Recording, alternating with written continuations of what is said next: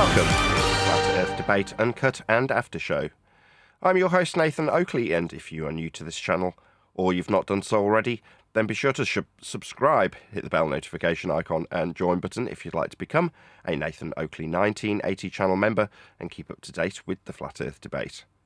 If you would like to support the channel, there is a super chat that runs alongside each of these shows while they premiere, and there's also a coffee, Patreon, crypto and thanks button in the info box below the video. Speaking of Patrons, I'm going to do a quick shout out to all of you who do support me on Patreon. So, a massive shout of thanks and appreciation to Smith Tools and Purchase, Level Playing Poem, Vitali Z, Colton James, BG, Survive the Spin, FE Patriot, Thomas van der Zander, Measured Flat, Chris Wouters, Sea Level Cultist, Mitch Kennedy, Rod, the names Burley, Twad Wazzle, Jason Hornsby, JMails24, Unimento, Iron26, Endless, Retro Bill, John Kays, Patrick Gunnels, Banter, Hairy Blade, Mobile Max 777, Rob W, Del West Watson, Unbelievable Productions, Blue Ridge Ranger, Abraham Mohammed, Skeptic 936, Texas Mike, Chow Young Cat, David Wayne Foster, and Dank. So another massive thank you to all of you for supporting me on Patreon. Links to Patreon are below this video, and with that I'll hand across to whoever is in Google Meet and Discord so you can enjoy their dulcet tones while I set up for today's live show. How's you? Everything is roses. Everything's what? Remember that in Scarface? Everything is roses. Everything is roses? Well, that's good to hear. I'm a bit under the weather, hoping a few people will join today. But I've got a dead cat on my mic, so I can have my fan on. Very pleased with that. Hello, John. Are you saying you're feeling a little sick? Yeah. You know, Yeah. you go to sleep with a cold and then you wake up and you've got a really bad stomachache and you feel like you want to throw up. That's how I feel. Oh, Refracted's here. Yes.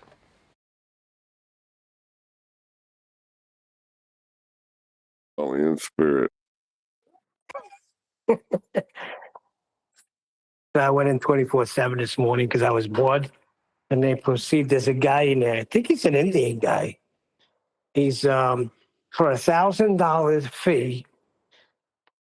He intends to help us get Flat Earth out there because he owns some call center. I was like, we don't need your help. But he's a baller. So, you know, when push came to shove, with measurements in all engines.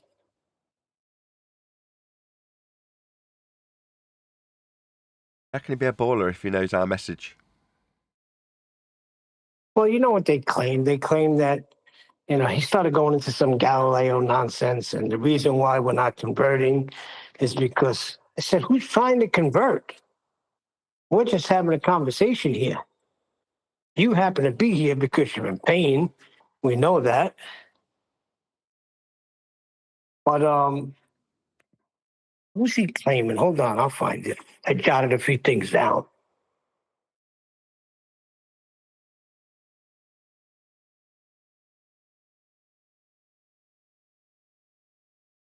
Oh, about flight. The altimeter works on sea. Don't laugh too hard. Works on sea level, not ground level.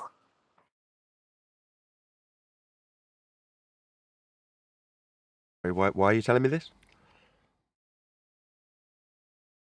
Am I missing something, Neil? That's the rebut against flight. That's not a rebuttal.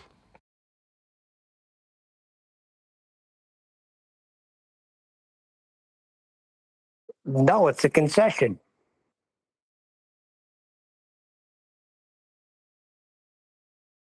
Okay. So this guy's just hustling work up for his call center then?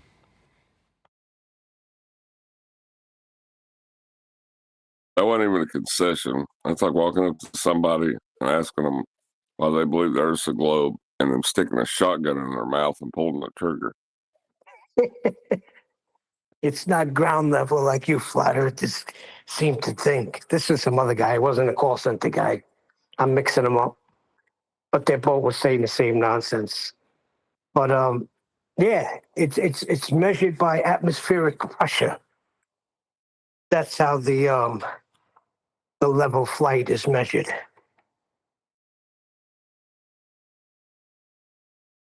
Measured level with atmosphere, oxymoronic, sphere-shaped air. Okay, so they measure it level, sea level, ground level, with sphere-shaped air. Great. So we're measuring it flat with sphere-shaped air, are we? Okay. If you suggest that sphere-shaped air can give us a flat measurement, then fair enough.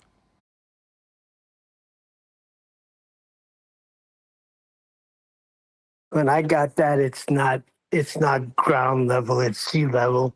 Oh boy. But then there's another, what's the other one? Hold on.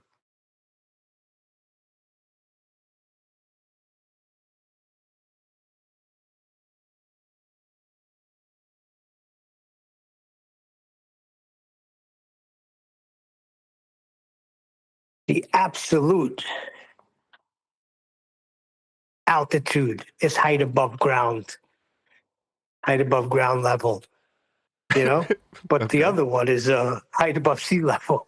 So we're going to need a sea level and a ground level then. Yeah, it's funny.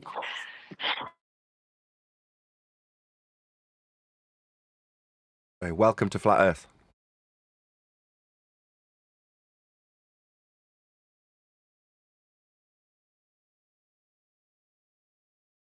Yeah, we're going to need a set of points that are either higher or lower than the other, forming a straight line to describe this, but still a ball? Question No, mark, question mark. nobody's saying that. They haven't even said that. Yeah, there's no ball mentioned at all. It's only talking about sea level and ground level. I'm And saying the way you measure it is with the barometer. it might have started with you guys are wrong because, okay, we're wrong because. So you want us to be wrong. Okay, so you've established your position as an anti-flat earther. No matter what I say, you expect me to be wrong. Okay, so you're wrong because flat Earth sea level, flat Earth ground level. Okay, so you sound wrong. Wanker. No. John says that proves ball because no, they didn't say that. They just affirmed how flat Earth must be, and prior to that suggested that we would be wrong as a result of how right we are.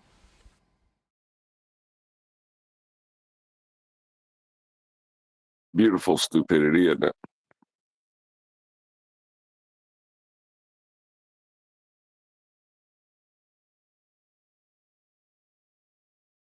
Yeah, I just looked it up. Listen to this. The altitude indicated on the altimeter when the correct barometric pressure is set. Okay. Yeah, these isobars come in metrics. Does anybody know what an isobar is? Well, you're gonna have to read it off a flat, right? It was in the flight data. Yeah, there's no other way you can read any data, correct? Yeah, it's a straight line. Yeah. So now true altitude is height above sea level.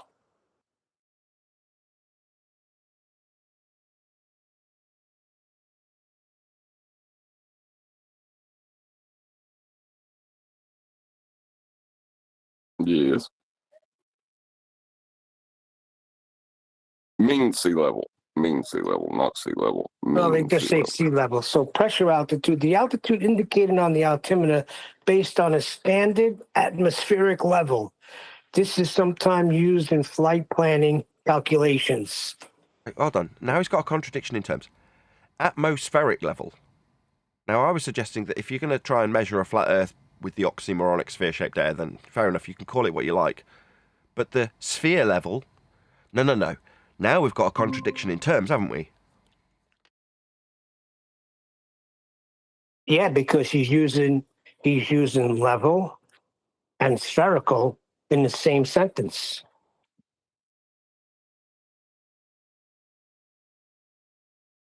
That's not possible. Yeah. I mean, it's because they don't even realise they're doing it. That's why John feels the need to apologise on their behalf, no offence, John, and step in and say, that means ball, because they haven't overtly stated it. But what they have overtly done is declared their flat Earth measurements that they will be using.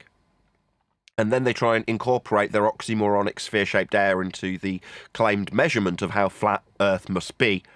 And then they incorporate the oxymoronic sphere-shaped air into the word level. Now, they just sound like idiots, don't they? Now that we know the game and can spot it a mile away, they just sound like idiots. We don't need to be stepping in to apologise for them not saying that proves the ball, because it doesn't. It's a declaration of how flat they're measuring Earth. But when they use contradictions in terms like atmosphere level, that makes no sense, and they just sound stupid.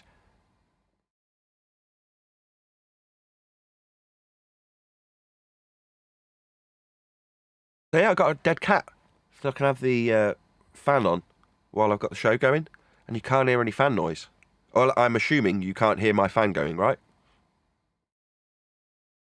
No, we can't hear anything except your voice. Yeah. So I've got a shotgun mic with a windsock and then a dead cat on top of it, just to cut out the noise of my fan, and it works because the fan's just producing wind. So if it's quite a, not a very quiet, not a very noisy fan, which this one isn't. It's a quite expensive one my mother gave me after she got air conditioning. She had a surplus Dyson fan. They're like $400. She's like, do you want this fan? I'm like, yes, please. So I snatched that up immediately. But it's not particularly noisy, as in mechanically noisy. But what it is noisy as, like most fans, is the actual air rushing over the camera. But because that's so frequently a problem for a microphone, people filming outdoors, they've actually figured ways of mitigating for wind noise. So for a few quid, I can now have a fan on, and it's silent as far as it's like a miracle as far as I'm concerned. By the end of an hour show, my brain's boiling. Like, I sound drunk. If you listen to the last 2 or 3 weeks of shows, by the time we get to the end of each show, I sound like I'm drunk because I'm dehydrated because of the temperature in here, just going up and up and up and up. If I can get the air moving around a little bit, at least that. Yeah, you need an air conditioner. Forget about the air moving around. An air conditioner. Yeah, I can't do that. Listen to this one, because this one uses gravity, which we know is nonsense.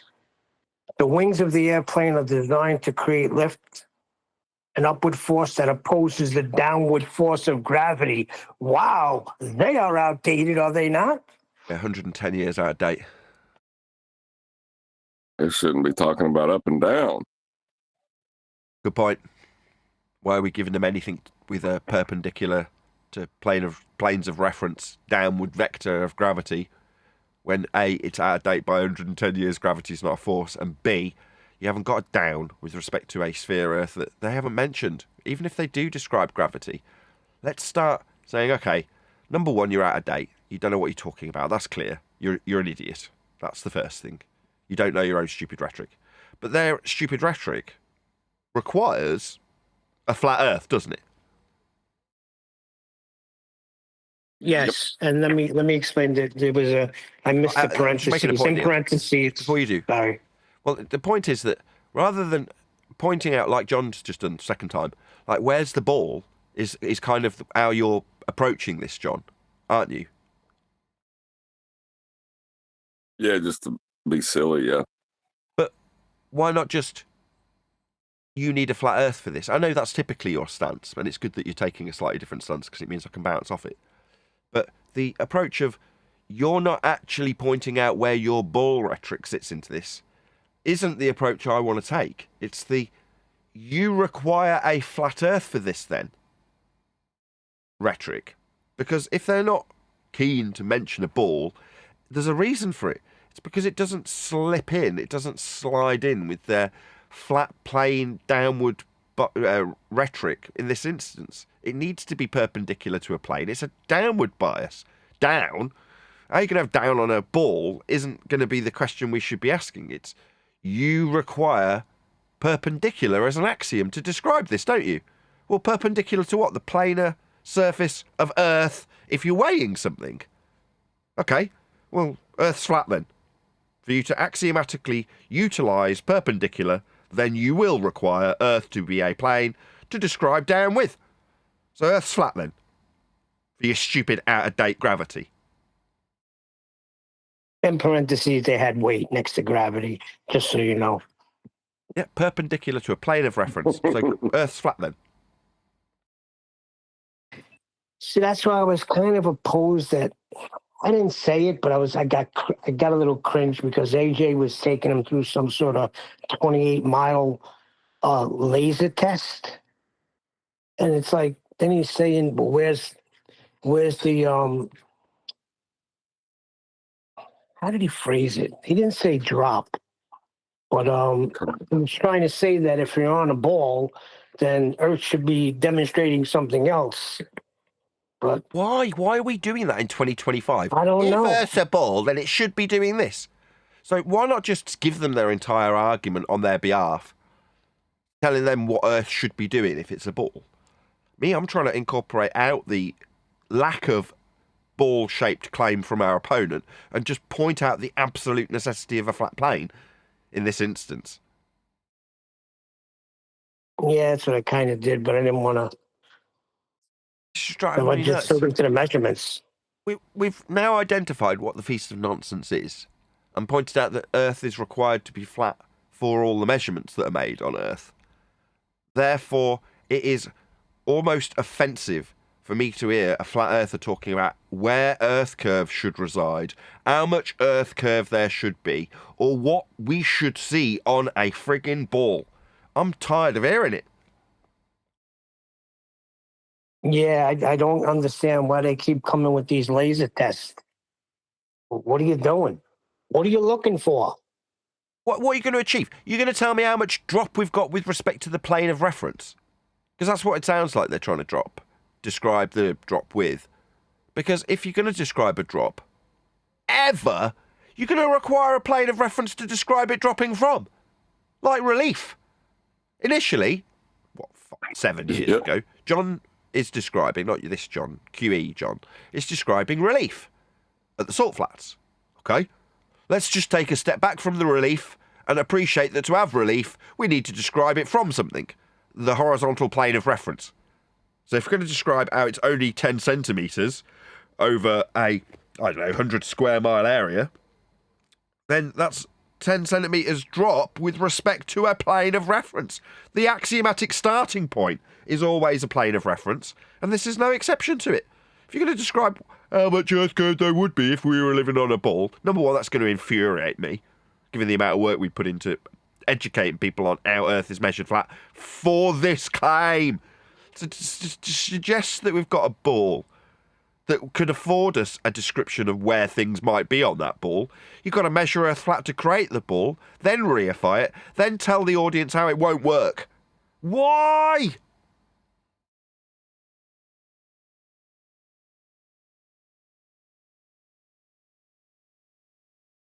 You want to know why?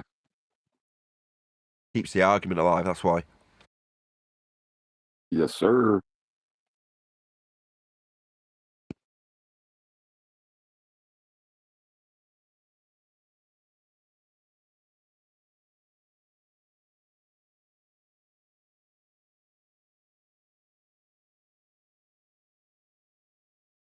Once you know it, you know it.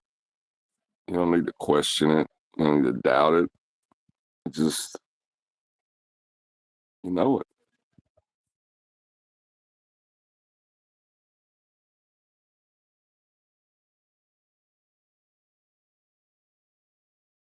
Sorry, I didn't catch that. I was just letting my wife know we'd run out of milk. What did you say? Oh, I said, once you know it, you don't need to question it. You don't need to doubt it. You just know it. You don't put it in if statements. You don't say, but, or, try to argue with it. You know it. It doesn't make sense to question it. Yes, it's a strange time to be in. Because 5 years ago, we'd have been all for these sorts of arguments. complicated unpacking of a ball Earth that requires a flat plane of reference to describe all aspects of Earth measurement from it to describe how it don't work. Now, in 2025, I can summarise the absurdity of doing that. In 2020, we were doing it with the Black Swan, right?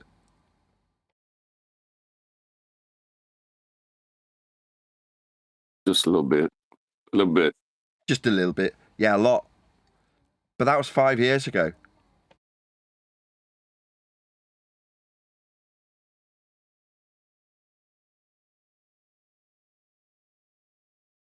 I like it when a few people come up to me and point out how many concessions QE has to give our opponents to have the Black Swan argument these days. And it does make me cringe. You're like, yeah. We've got to give them a whole bunch of flat Earth prerequisites for them to measure, to create a ball, to suggest where the distance to geometric horizon would be if you take a depression angle based on your height above surface level with a parallel eye level. There's quite a few flat Earth steps you've got to take just to make this assertion with their 1.22 times the square root of the observer's height off a flat Earth to a geometric horizon to debunk it conclusively, mathematically, with fixed distance points at the oil rigs. Yeah, 5 years ago, very clever. In 2025, not so much. We know it's flat. Now you, John, were brought to this point by way of Black Swan. So I'm not going to in any way decry what the Black Swan's capable of. The reconciliation being incapable by you at the point that you lack a measurement is the main cognitive point. And if you're processing out Earth as a sphere constantly, then you need something to rewire that cognition to show how it's flawed, and the Black Swan does it beautifully. But today, just slightly gross. It just leaves a slightly disgusting taste in my mouth. Why should I give you a distance to a geometric horizon below a surface level that's flat? Why should I give you a height of your eye parallel with a flat Earth surface level? Why should I allow you axiomatic principles like parallel with your eye height measured off a surface level that's flat? Why should I give you any of this flat Earth prerequisite to have this argument? And the answer is I'm not gonna. Not anymore. He's good at it.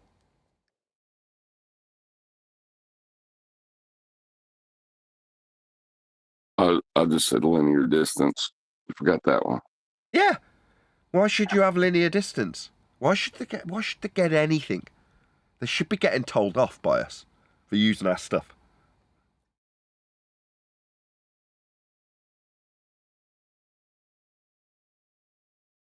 I did say it was the weirdest religion on planet Earth. Yeah.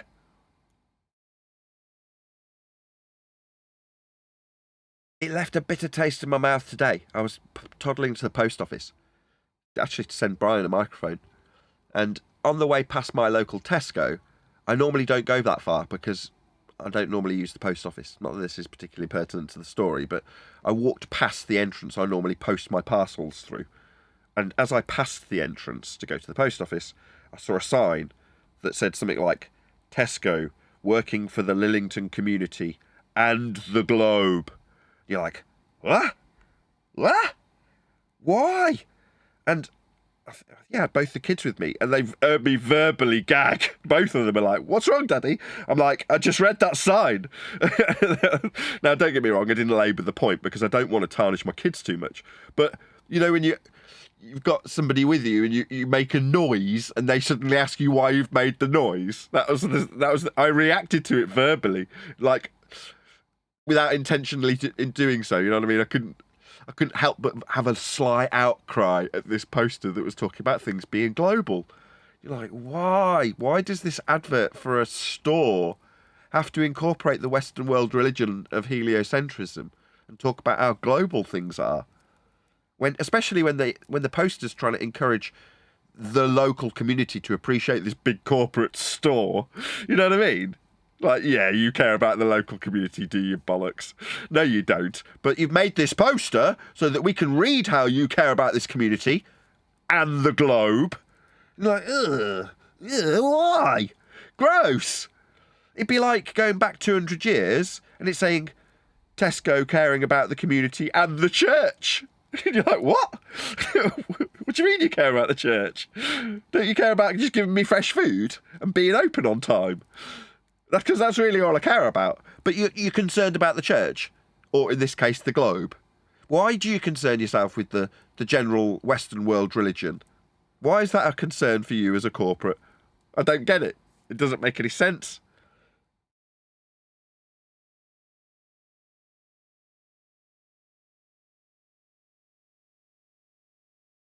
Tesco corporate, we believe in your religion too. That's what it said to me.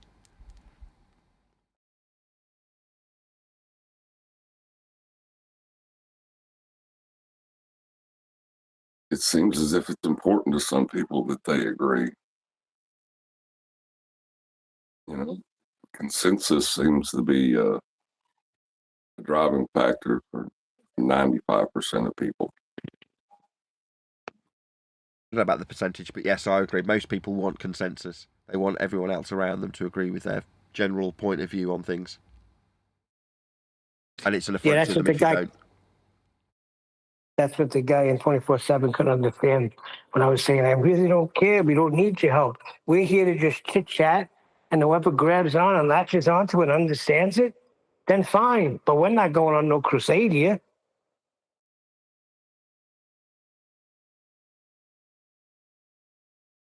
Yeah. He was another one concerned about our time, Nathan.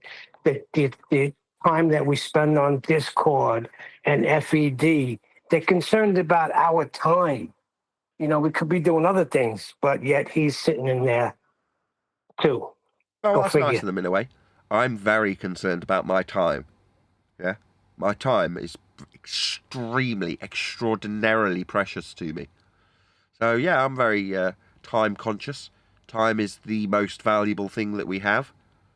It's in very, very, very limited supply. You cannot purchase it. And once it runs out, everything else is cancelled. So yeah, time's pretty important. But as for what we do with our time around others, this is my pleasure to be around you, to be in your company, Neil. Specifically, your company is an absolute pleasure and a delight to be in. So therefore, the people around us who concern ourselves that our time is being spent is because they're projecting. They are worried that they have to spend time on this when they'd already got it figured out. It wasn't consuming any time whatsoever prior to finding out that we exist doing what we're doing, and we're quite cool with it. We just sat around chit-chatting, as you put it. And then they come along and like, no. This needs to get dealt with so that I don't have to spend any time on it. And then they project that onto you. You're spending far too... No. I know what's what. And for me personally, I've got a YouTube channel to run and content to produce. And therefore I can sit around chatting about the nature of our reality, knowing I'm right, all day long. And it's a pleasure to be in the company of the others who see things my way. The right way. The way things get measured. That's a pleasure to me. Doesn't cost me any sleep, quite the contrary. So this is a pleasure. To them it isn't. But they want to project that discomfort onto you, Neil. Like you're wasting your time. No. I'm sure your time's just as precious as mine, Neil. But yet you choose to be here. Correct? Yeah, just like you said, we enjoy hanging out. I enjoy sitting there and listen as the book is getting advancing and it's being completed. These are things I enjoy. Yeah, I've enjoyed becoming an expert in the subject over the last 10 years. That's a pleasure. It's about the journey, right? Not necessarily at the time when you're stressed about something that you don't fully comprehend or something that someone's put seemingly in your path. 10 years along the road, you go, there wasn't anything that was ever going to be put in my path. Yeah? And the things I concerned about were generally just personal attacks. That are now, like then, probably 5 years ago, also true. Water off a duck's back. You become impervious to it.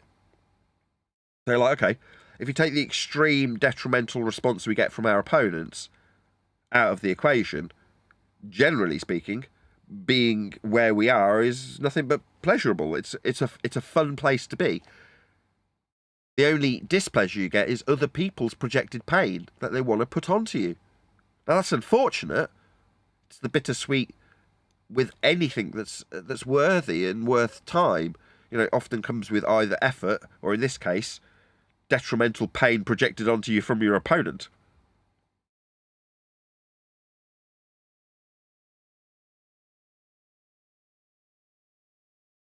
What's call centre guy going to do? Who are you going to call? What are you going to do? Phone people up and tell them Earth's flat? Oh, no, he said he knows how to promote the message. Yeah. How he can get it out there for thousands and thousands and thousands to be flat earthers. Sorry, who cares? They all are anyway. They're all measuring Earth flat regardless.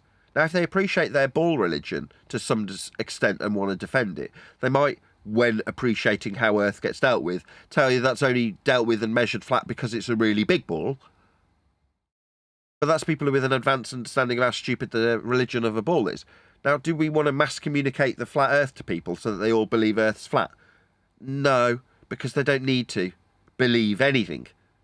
Earth's measured flat, regardless of people's stupid bull belief.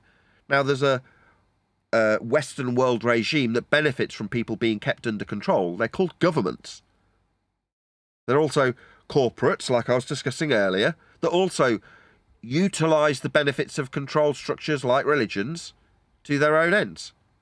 Now, are they going to change their ways because he's mass communicated my message of flat Earth to more people?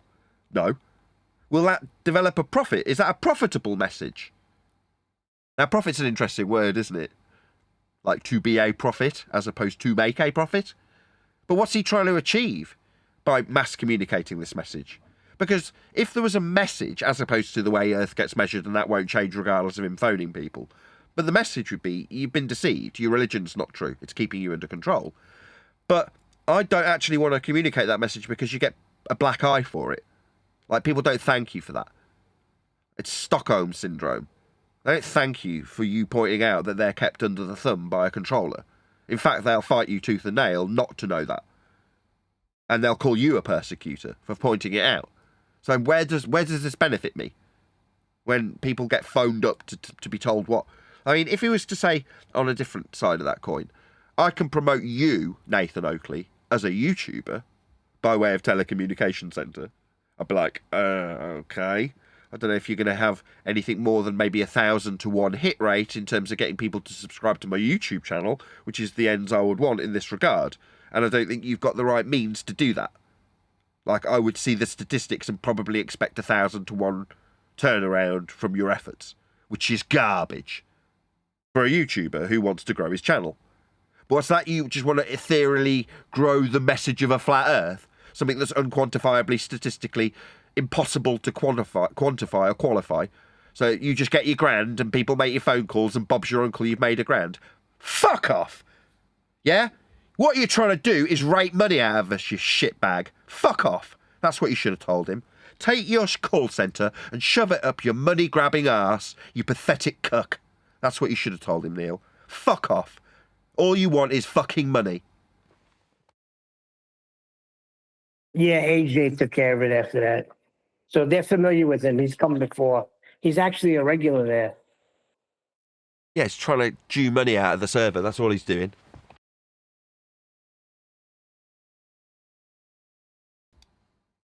Hey. Hello. Hello. How are good you? Morning. Good morning. Good morning. Shall we do... I seen a whole bunch of people in there. There's one person in the Flat Earth Debate Discord server. Is the link broken? I recently got given a new link by Righteous Force, our illustrious ruler of the Flat Earth Debate Discord server, and he suggested that I should put a new link because it was connecting to his Bible chat. So I'm hoping that somebody can actually click on the link in the live stream, if you are watching us live, and just let me know that it does actually take you to the Flat Earth Debate Discord server, so that I can actually verify that people can join the live stream, because that would be slightly crappy if it doesn't connect straight to the Discord server. But hopefully it does. There is a link, as I say, below this video, but if someone could test it out from the live stream audience, even though there's only 15 people currently watching, that'd be blinding. Thank you very much indeed. We'll check that and we'll have a few more people in the Discord live stream. As you can probably hear, I'm not very well. I'm a little bit under the weather, but we will do housekeeping, unless there's any objections. or anything that needs to be done before housekeeping.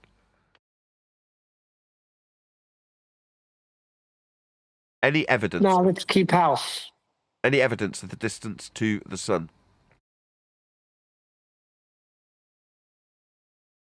Is distance a linear measure? Yes.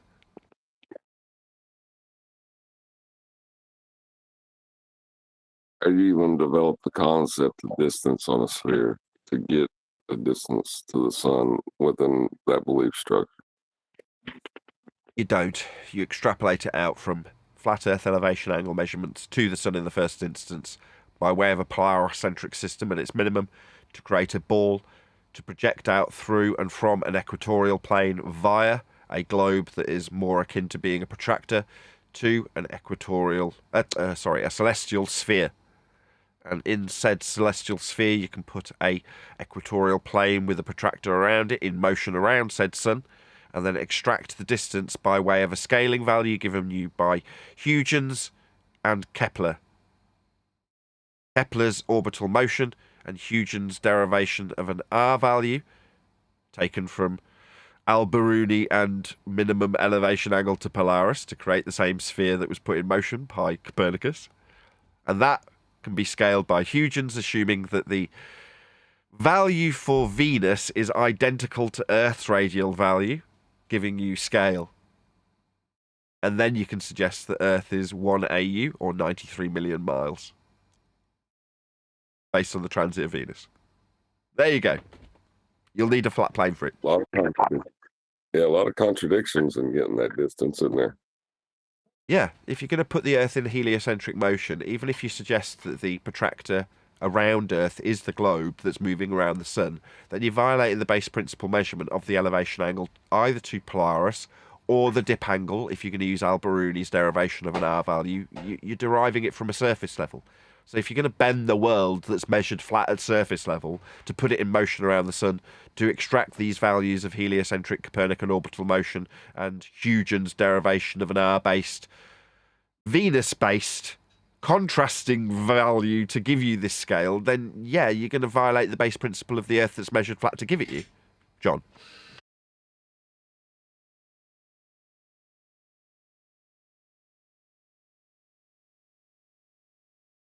There's a certain temptation amongst flat earthers currently to launch into arguments that describe how a ball Earth could, should, or doesn't work. Now, it's frustrating because we're pointing out how a lot of the prerequisites that are utilised to create the ball to suggest the ball fails are flat Earth prerequisites. So before you've got to a ball that fails, you've got to create the ball. And the ball's creation comes from flat Earth measurements. So it seems absurd to create a ball that, as John has just pointed out, is that violates its base principle measurements of a flat Earth, to then suggest how that ball that's created from flat Earth measurements that it's violating doesn't work when you look out into the distance, for example.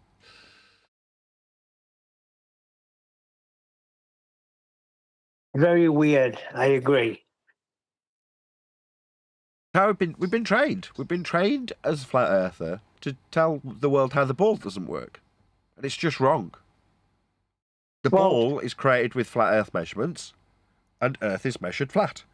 So in the pre-show, I, and everyone else for that matter who's in the pre-show, is listening to various different comments that are describing how sea level and surface level are utilised for flight.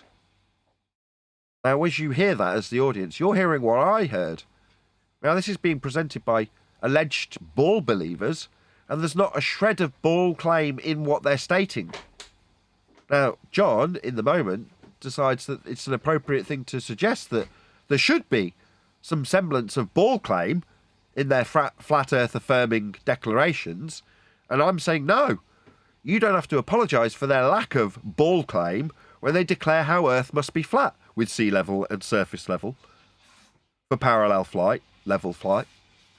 That's just a flat Earth proof. So just say it like it is. Don't ask them where their ball claim is.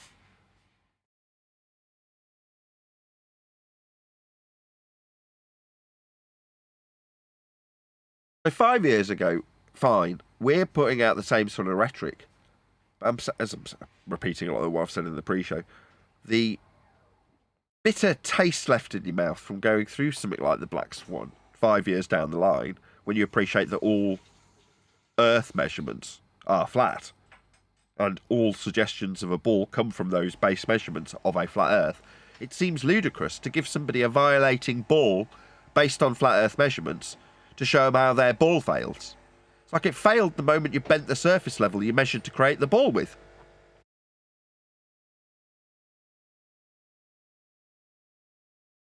Well, you know what else is weird? Because I worked for a guy last week. I was telling you, one of the other gentlemen that worked for him about flat Earth. You know, it just came up in conversation. So it seems like I was the butt of the joke.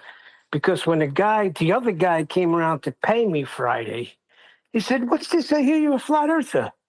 I said, "Oh, no, it's just measured that way. Aren't we all?" And then he goes in to ask me if I believe that there are planets. Like, how does it go from measurements, they take you directly up into the sky and other things? So it's not like they're also trained in how they question you. They don't realize it, but they are. Correct. Yeah, they're trained in how they need to respond. We're trained in how we need to react. We need to talk about how the ball Earth doesn't get functioning correctly. Not point out how Earth gets measured flat with elevation angles to the stars. If you're talking about planets, you're instinctually defending the heliocentric motion of a ball Earth with planets moving around the sun, or in the heliocentric system around the greater attractor. It depends how one wants to push the scale out. But my point is that when you're doing that, try and fight the urge to fill in their heliocentric blanks for them. Planets? You mean the little lights in the sky? Sure, we measure those flat too with angles. That's exactly what I did. They're always trying to skip past the angle, aren't they? That's the problem. They've done it with celestial navigation. Yep. You know, they wanted to jump onto dip. Let's talk about dip. Forget about that angle we've just measured, elevation angle, and we'll talk about dip. McToon's done it in so-called Antarctica. You know, he's measured an angle of the sun above the horizontal, and wants to talk about the light in the sky. He did it with his 10K challenge. You know, let's get the position of this and that after we've measured a flat. So that's what they try and do. They skip past the angle and get you onto something else, and that's what we don't want to do. That is bring them back down to the angle first measurement. And that's what I did. And the guy just shook his head and then he drove away. So I don't know. Maybe I won't be working there no more. Maybe I will. But yeah, no, you did the right thing. It's just how it's measured. In other words, you don't take the. They want to peg you with this flat Earth label, don't they? Oh, you're a flat earther. Let me immediately stereotype you as a particular type of person. Now, fair enough. They've worked, the ethereal powers that should not be, the hidden hand that we allude there might be, and probably isn't. It's just us. But the hidden hand wants us to believe in this notion of fighting with our opponent about how Earth does or doesn't work as a sphere. Whereas you have taken it upon yourself to say, nah, I'll reject your stereotype. With, no, I don't know about this being a flat earther thing. No. It's just measured that way. Like with miles, linear, elevation angles, heights off surface level, sea level, parallel flight. If you were to rattle off a few, you didn't. You resisted the urge, Neil. You did the right thing. Sort of mutter no when they suggest what you must automatically assume is going to be a stereotype. When he says you're a flat earther, he's going to stereotype you, isn't he? So, no. Absolutely. Earth's just measured flat. Much better reaction.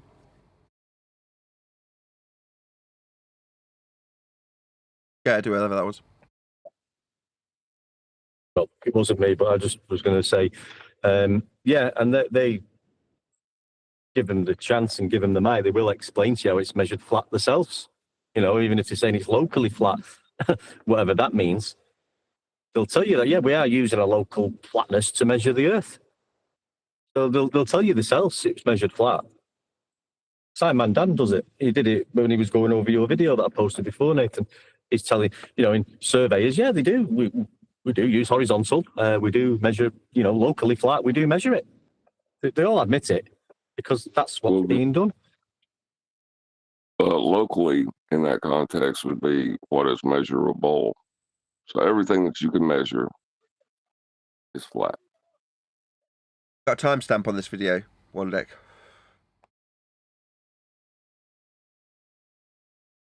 Sorry, Nathan, I've not. So I just it just popped up before I had a quick listen. Don't think it takes him long to get to that though.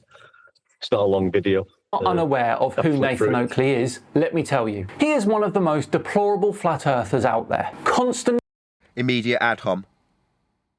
Yeah, Dan's a retard. You and your reference frames are ruined. So if Dan wants to immediately ad hom me by calling me deplorable, Dan's stupid. He must have been dropped on his head. He debunked his own claim of earth turn with, quote, you and your reference frames have been ruined, end quote, SciManDan. Were you dropped on your head? Deplorable, you're a spastic. rude, pants-wettingly wrong. Pants-wettingly wrong? How many reference frames do you need to claim Earth is turning? That'll be 2. Quote, Dan, retard. Dropped on his head by his mother, obviously a spastic. Quote, you and your reference frames have been ruined, end quote. So you're never going to be claiming Earth turns then? So is it just me, or is this spastic immediately launching into an ad hom? My declaration of how big a spastic Dan is based on him destroying his own useless nonsense by suggesting his own reference frames are, quote, ruined.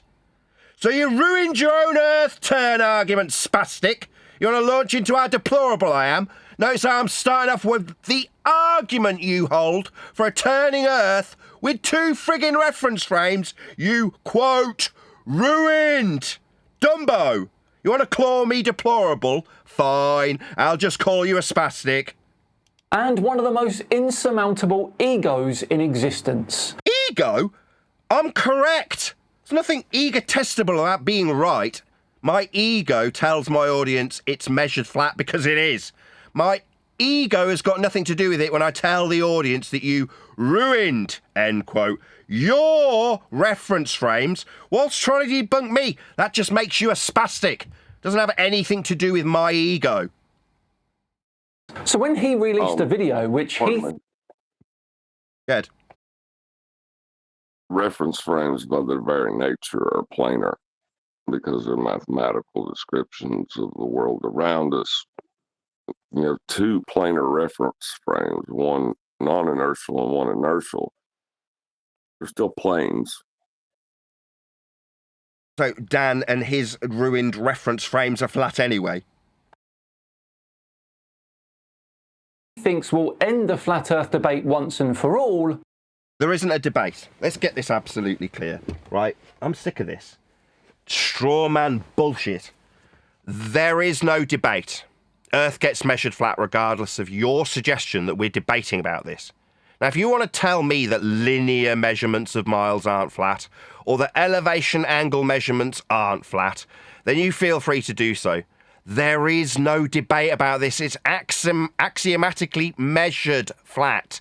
There is no debating this. I simply had to have a look.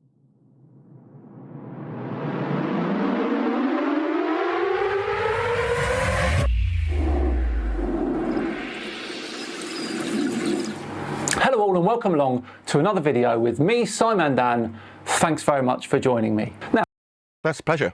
as I said in the intro, Nathan Oakley is not a very nice person. So did you think you needed to repeat it? I'll repeat it. Dan's a spastic. You and your reference frames have been ruined. End quote. SciManDan the spastic. He was dropped on his friggin' head by his parents, clearly, because he doesn't seem to appreciate that you need 2 reference frames. Flat reference frames. To claim Coriolis drift at 15 degrees an hour, the only claim to be proof of a spinning Earth. But what's that, Dan? You and your reference frames have been ruined. And what was Dan's little explanation for that? Oh, it's because Nathan's a really big fan of SciManDan. No, Dan, you're a spastic. You and your reference frames, I haven't got any. You would require 2 of them. They'll both be flat and you're a spastic for declaring how ruined they are. You with your ad homs about me aren't going to cut it when I'm describing how ruined, end quote, your reference frames are, you dumbo. And before we get into today's video, I want to show you a quick clip from him, talking about the Flat Earth book that he is currently writing. We say writing, but there's two other people writing it, and he's just going to slap his name on the front of it. So me having spent 2 years writing a book and getting it proofread by two close friends means I'm not writing my book. Wow, Dan, it's almost like you've believed a swinging Freemason there, isn't it, Dan? Is it just me, or have you believed ranty Flat Earth and an ex-Flat Earther who is now completely trustworthy? So I would also assume that SciManDan also believes in burns from chemtrails, because Dan has got this from ranty Flat Earth, an ex-Flat Earther who alleged he got skin burns from chemtrails. So Dan is aligning with this retard. Dan, who was obviously dropped on his friggin' head by his mother, is now aligning with ranty Flat Earth Mr. Ken Burns over me having ghostwriters. No, my friend, I've been writing a book for 2 years and it's being edited and checked over by two close friends. One is Adam Meakin, the other is Quantum Eraser. That doesn't mean your swinging Freemason buddy is correct when he says, I got ghostwriters when I've been writing a book for 2 straight years. No, you're still a spastic though, Dan. You and your reference frames have been ruined will never change. Calling me egotistical, saying that I'm wrong and that I'm not a very nice person doesn't change that you require 2 reference frames and you're trusting a man who suggests he's got skin burns from chemtrails. So I'd ask Dan's retarded also audience to ask themselves, is this man trustworthy? He's getting his information from a pervert. A pervert who said he got burnt by chemtrails. That's who Dan's lining up with. So, Dan, you also believe the chemtrails? Because I called ranty Flat Earth out and he's absolute garbage the moment I met him. But you seem to be aligning with him based on what? What he says. He says I got ghostwriters. Yeah, swing on. Hey, Nathan. But hey-ho, have a look at this. This will be the finest, the highest standard, the best, most qualified, most cited book on Flat Earth that there has been or probably will ever be. I just want to say thanks, Dan. I really do appreciate that you've put that clip in. Regardless of what you say next, you've just exposed me and my absolute dogged determination in the high standards and high quality of my own book to, what, a couple of 100,000 people? Thanks. Thank you very much. I really appreciate it. Available. It is the gold standard. And I would suggest that it will take a significant time and a significant, and even greater, more significant effort to best this book in terms of the quality it will provide any individual who chooses to read it about the nature of Earth and its flatness. Speaking of quality, since I've swapped to the Neumann microphone, when people reproduce my videos now, it lacks the boom that it used to have. There used to be this sort of honky, low, mid-bass sound that the Rode used to create. Now, through the Neumann, absolutely beautiful. Did you hear how well that was reproduced on his video? Sounded excellent. Would you agree? I was going to say something about that. Sounds really good. I sound better reproduced on his video than he does in his own room. So the best Flat Earth book out there. You hear that wonky, horrible reverb sound that Dan's got? Yeah, that's his shit audio. That's because Dan doesn't give 2 shits about his 500,000. Wow, you've got a lot of subscribers. Over 500,000 subscribers. He couldn't give a crap. Me, I don't want to offend the audience's ears, so I've gone out and bought a whole crap ton of audio equipment and a crap ton of acoustic treatment so that there's no reverb in my room to cut off the tails of the sounds that I create while I'm producing my show. Dan, on the other hand, he doesn't give a crap. He couldn't give a crap how awful he sounds. I sound better reproduced through his edited video than he does through his own mic. Hey? Well, I don't mean to be rude, but... You're lying, Dan. You do mean to be rude. You opened your video up by being rude about me. Me, I just retorted by calling you a spastic with an example and quoting you. You and your reference frames have been ruined. That's me justifying calling you a spastic because you are one. You don't mean to be rude. You insulted me twice, you rude prick. But that's kind of like saying the best smelling Portaloo at a festival. We'll all I mean, that is kind of like just being incredibly rude and saying I smell like a portaloo at a festival. Dan sounds like a spastic dropped on his head by his careless parents. You and your reference frames are ruined is not only a sentence fragment and stutter, it's also incoherent when you need two reference frames, making Dan a retard. So I'm not just saying you smell, Dan. That's literally the lowest possible grade of insult you could have possibly laid at my door. You smell. You've never been in my physical presence, but you're saying I smell like a portaloo. Meanwhile, Dan sounds like he was dropped on his head because, quote, you and your reference frames have been ruined, end quote, SciManDan, making him a spastic. By demonstration, not by crap example. Crap being the very figurative and literal use of the crap smelling insult that Dan's using just to be rude and lying about being rude. await that book with bated breath, I'm sure. Right, well, let's get on with the main video. Yeah, Dan, the fact that you're responding to this tells me that you are absolutely waiting this book with bated breath, just like all the other people who are preemptively doing videos about it. It's not even frigging out yet, and I'm getting a response video from one of the biggest anti-flat earthers out there. Bated breath is the exact term I would use, yeah. You're all waiting with bated breath. I would suggest you're all terrified. Me, I'm sat here in absolute confidence knowing that Earth's measured flat. And while dickheads like Toon rant my name into the Antarctic snow, the biggest anti-flat earther out there is getting ahead of the game. Yeah? Like, Ranty told you to, right? Ranty told you to do this, you pathetic cuck. You were told to do this by Ranty, and you've just done it. My God, have you got an ounce of self-control? Can you not do anything under your own volition? You've been told to do this by Ranty. My God, Ken Burns Ranty controlling the mind's eye of SciManDan. How sad. Then, which is Nathan Oakley looking over a flat Earth video. I think he thinks this is the end of the flat Earth debate and that flat Earth... It is absolutely unequivocally the end of the debate because there never was one. The way it ends the debate is to point out there never was one to begin with. If Earth is measured flat by everyone, then the game is to create the illusion of a debate. The idea that we should argue about reference frames, for instance. Well, John's already put an end to that, hasn't he? The reference frames that you need and you ruined, you complete spastic, are flat. So if we're going to argue about whether or not reference frames are ruined by idiots who need two of them, that's you, Dan. Dropped on your head much?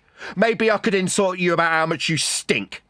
Stink with your garbage rhetoric destroying two reference frames needed for Coriolis effect. That'd be how much you stink, metaphorically, in your garbage-smelling arguments that need two reference frames. Yeah, Dan, they'll be flat, my friend. So there is no debate if we're going to discuss reference frames, for example. They'll be flat. If we're going to measure elevation angles in Antarctica, they'll be flat. Yeah? What's that? Can you hear that too? Where are the guns, Nathan? Yeah, I can hear it ringing too. Yeah, my name in the Antarctic snow because, quote, he tried to deflect to measurements, end quote, Toon. Yeah, I did. The flat Earth measurements that put an end to a debate. There wasn't a debate. There can't be a debate. You need Earth to be measured flat too. For your reference frames you ruined. Or for your elevation angles, Toon screaming my name into the snow about. Yeah? Or for your linear distances. Or for your level flights. All of which are just measurements of a flat Earth. There is nothing to discuss here. Certainly nothing to debate. You need a flat Earth more than I do. Earth win from this? Let's have a look, shall we?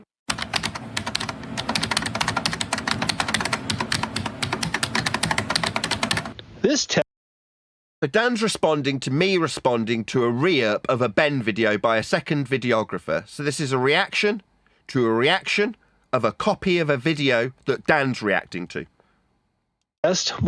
Now, I can't really take any any flack because I'm now responding to this, aren't I? Conducted with respect to Pikes Peak. I didn't know that when we started this, no. So he's not actually dealing with you. He's dealing with someone else who says that they're dealing with you. I don't know. Did he get permission from Ranty to do this? I just need to check. Just asking for a friend, Dan. You also align with Ranty Flat Earth on his chemical burns that he got from the chemtrails that you also believe in now, right? You're aligning with Ranty Flat Earth, so I would assume that you also absolutely believe him on his chem burns, correct? Right, Dan? Just asking for a friend.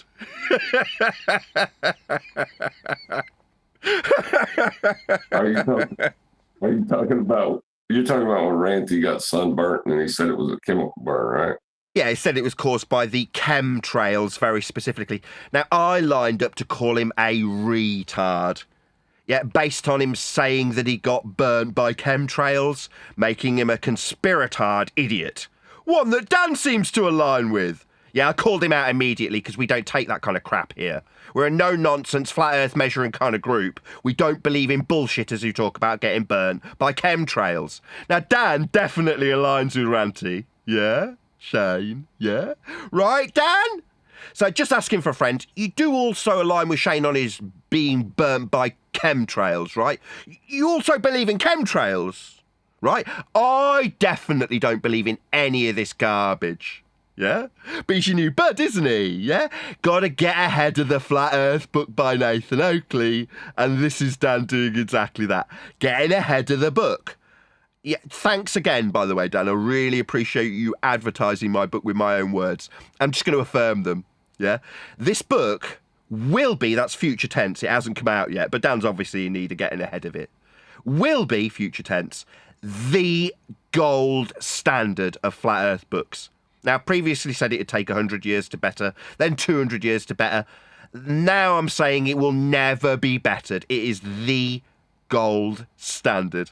Thank you so much for pointing out to your audience. Hopefully they'll tune into my show to hear me reaffirming on camera that the book that's coming out called Welcome to Flat Earth describes how Earth gets measured flat by everyone always.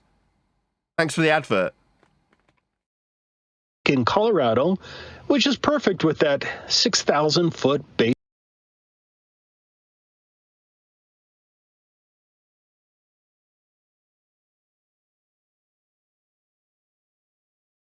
Oh, is it just me or is my video now gone wonky? Did you say 6,000 feet? Yes, maybe that's why it went wonky. You can take that after I shout out whoever this is for the super chat. Oh, super chat can't be read. Just give me a second, Neil. What was that? Feet? What was he talking about, Neil? I heard him say something about 6,000 feet. How's he measuring that? Linear height of surface. Just do a quick shout out to him sake. Just 1 second, John. Kudos for having SciManDan promote the book. Yeah, I completely agree, him sake. You know, I mean, as much as I'm getting annoyed at him ad homing me twice and then saying he's not rude, he's literally putting out a book advert that couldn't be any better, really, could it? So, I mean, it's hard to know what to say when someone's putting out such a fantastic advert for you. Like, literally, it couldn't be better, could it? Yeah, John. Is this video how did he non sequitur the taboo conspiracy having a voiceover if he's talking about you? I don't know. I'm trying to find the chat.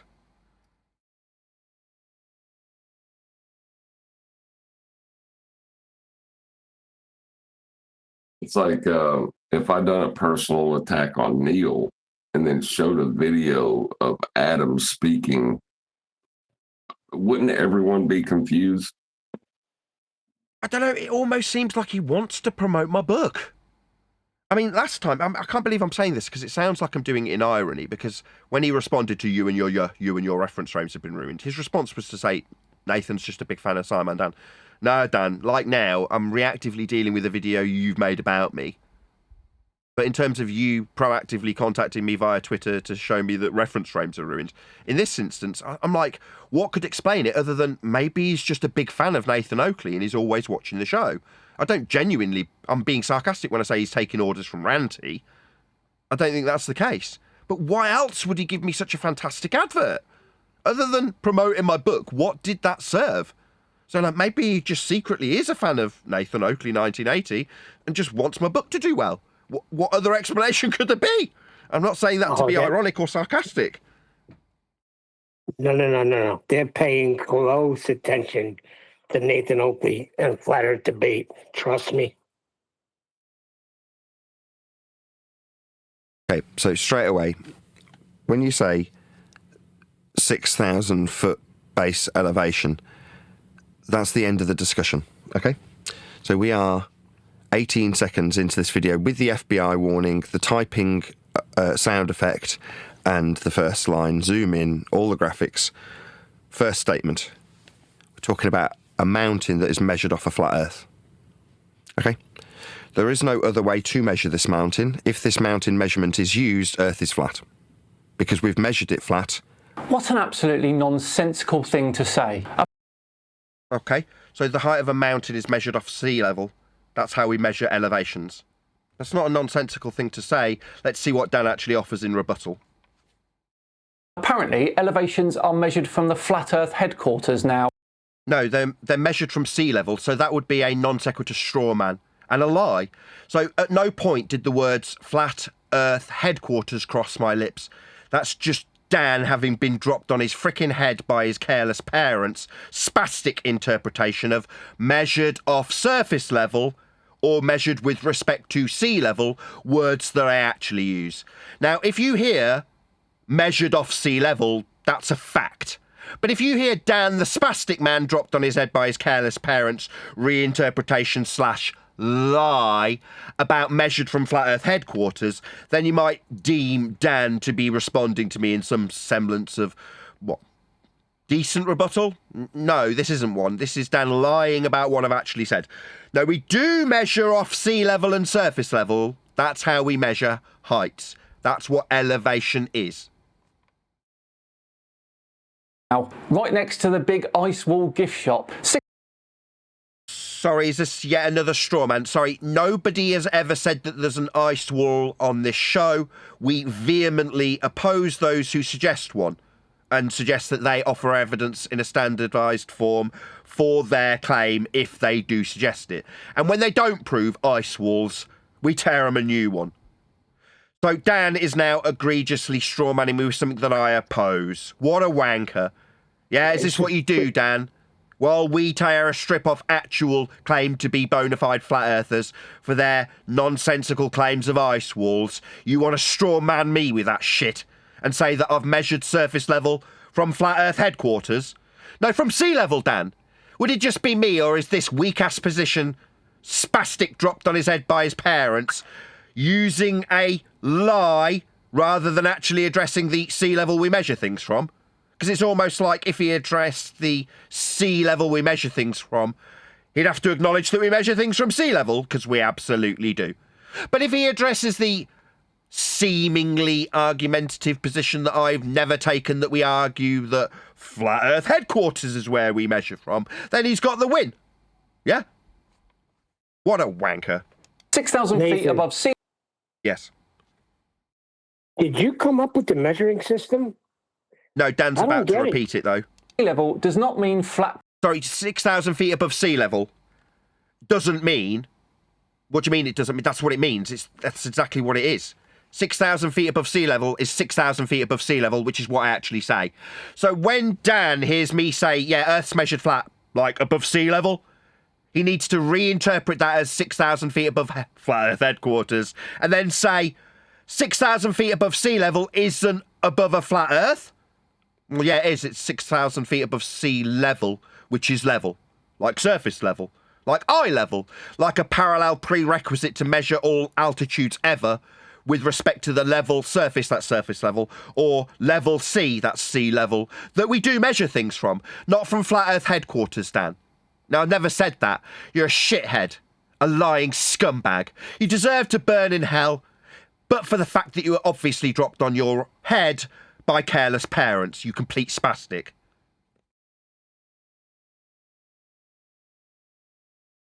Ground forever. It means the average level of the oceans. So the average level... So, welcome to Flat Earth, SciManDan. Yeah, the average level of the oceans is exactly what I appeal to when I say there's no debate. And Dan's just agreed.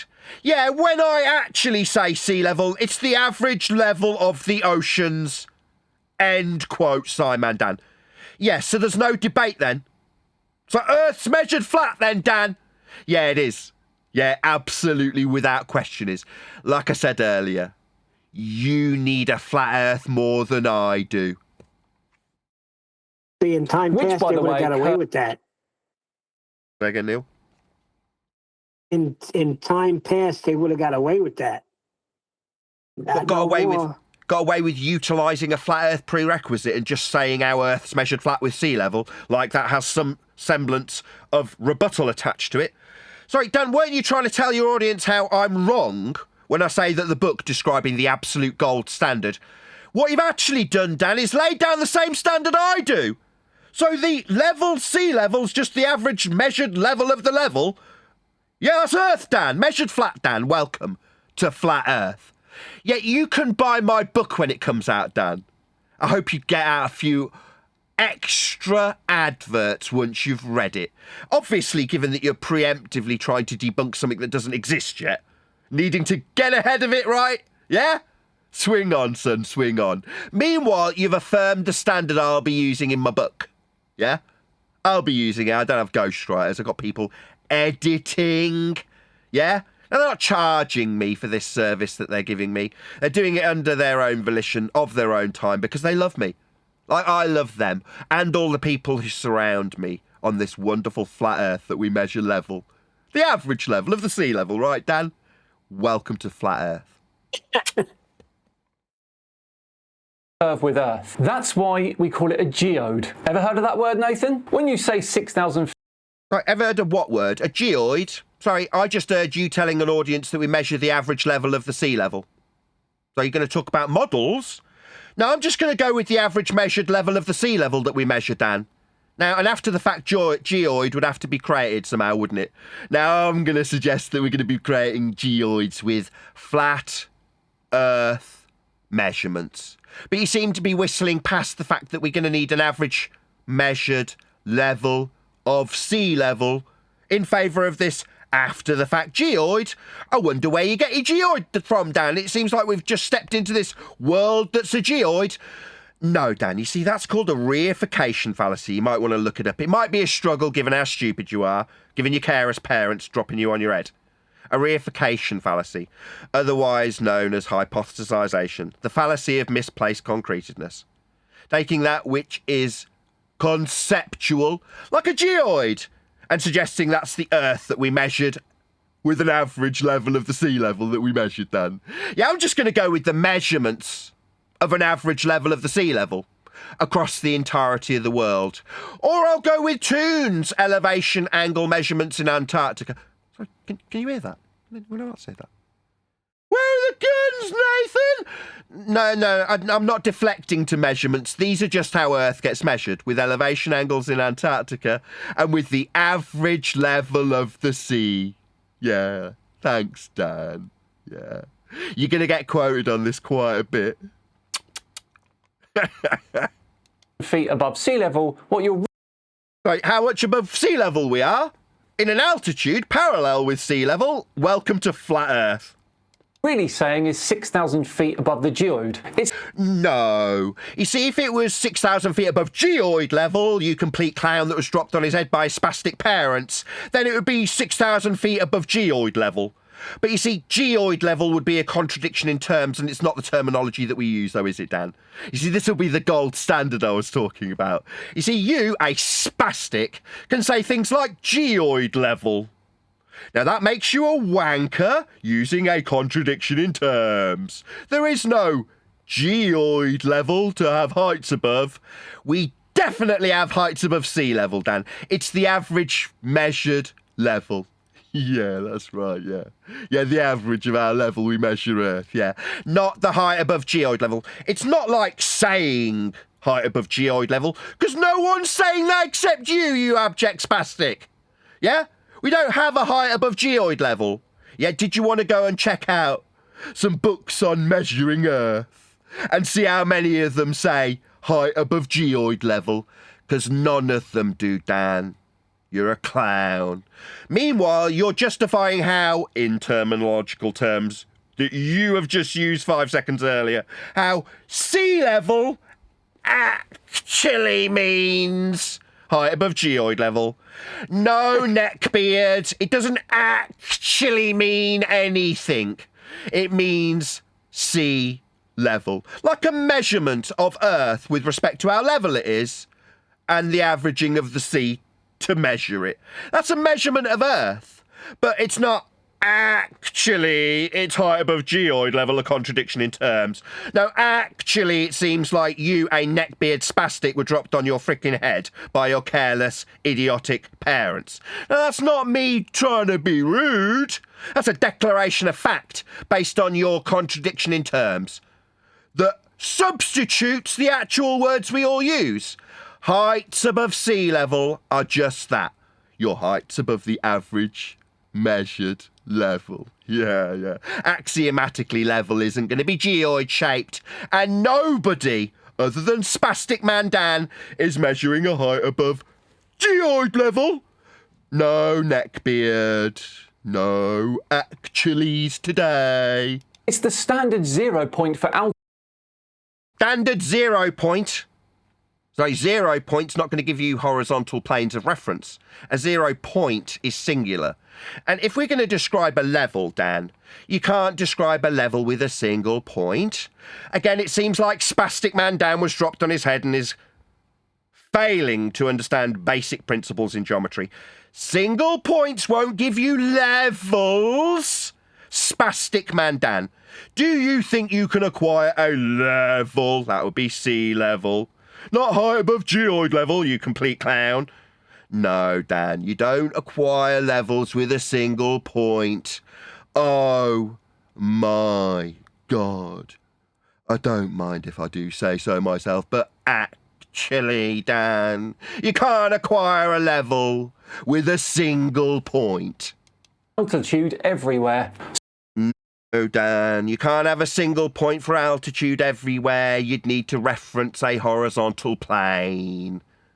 So no, measuring a mountain's elevation doesn't assume the Earth is flat. No, it measures it flat. With respect to surface level and sea level, like you detailed earlier, the average measured level of the surface. For you to have a parallel plane to measure angles with respect to the mountain, for a case of point when you're actually measuring a mountain, Dan. Have you ever measured anything, ever, Dan? Have you ever measured a mountain, Dan? I'm going to go out on a limb here and put a challenge to Dan. I want Dan to measure a mountain. And I will bet everything I own that Dan will require a horizontal plane of reference to measure it. It assumes the Earth has curved sea level. What? Sorry, did you just say curved sea level? Sorry, Dan, Yes. do you want to go look up what level means? This is kind of like geoid level, isn't it? There is no curved sea level. To have a curve, you can't have a single point. You need to describe deviation from a level to describe a curve. So you've got a single point giving you a curved level. Now, I'm just going to appeal to Dan's parents. Why did you allow this man to make videos after dropping him on his head? Single points don't give you curves. You need to describe drops from levels to describe curves with. And when you get your curve described from the level, it's not going to be a curved sea level. Oh my God. For the height of a flat Earth in feet. That's what we used. That's the way to put it. Okay, so that's it. That's it. That's the end of the discussion. It's over. Okay? This is the end. There never was a discussion. So from this point forth, there's no reason to move forward. Right? Okay. So what we're talking about, Earth and how it gets measured. It gets measured flat to describe the height of the mountain. My wife played me after coming back from a work trip.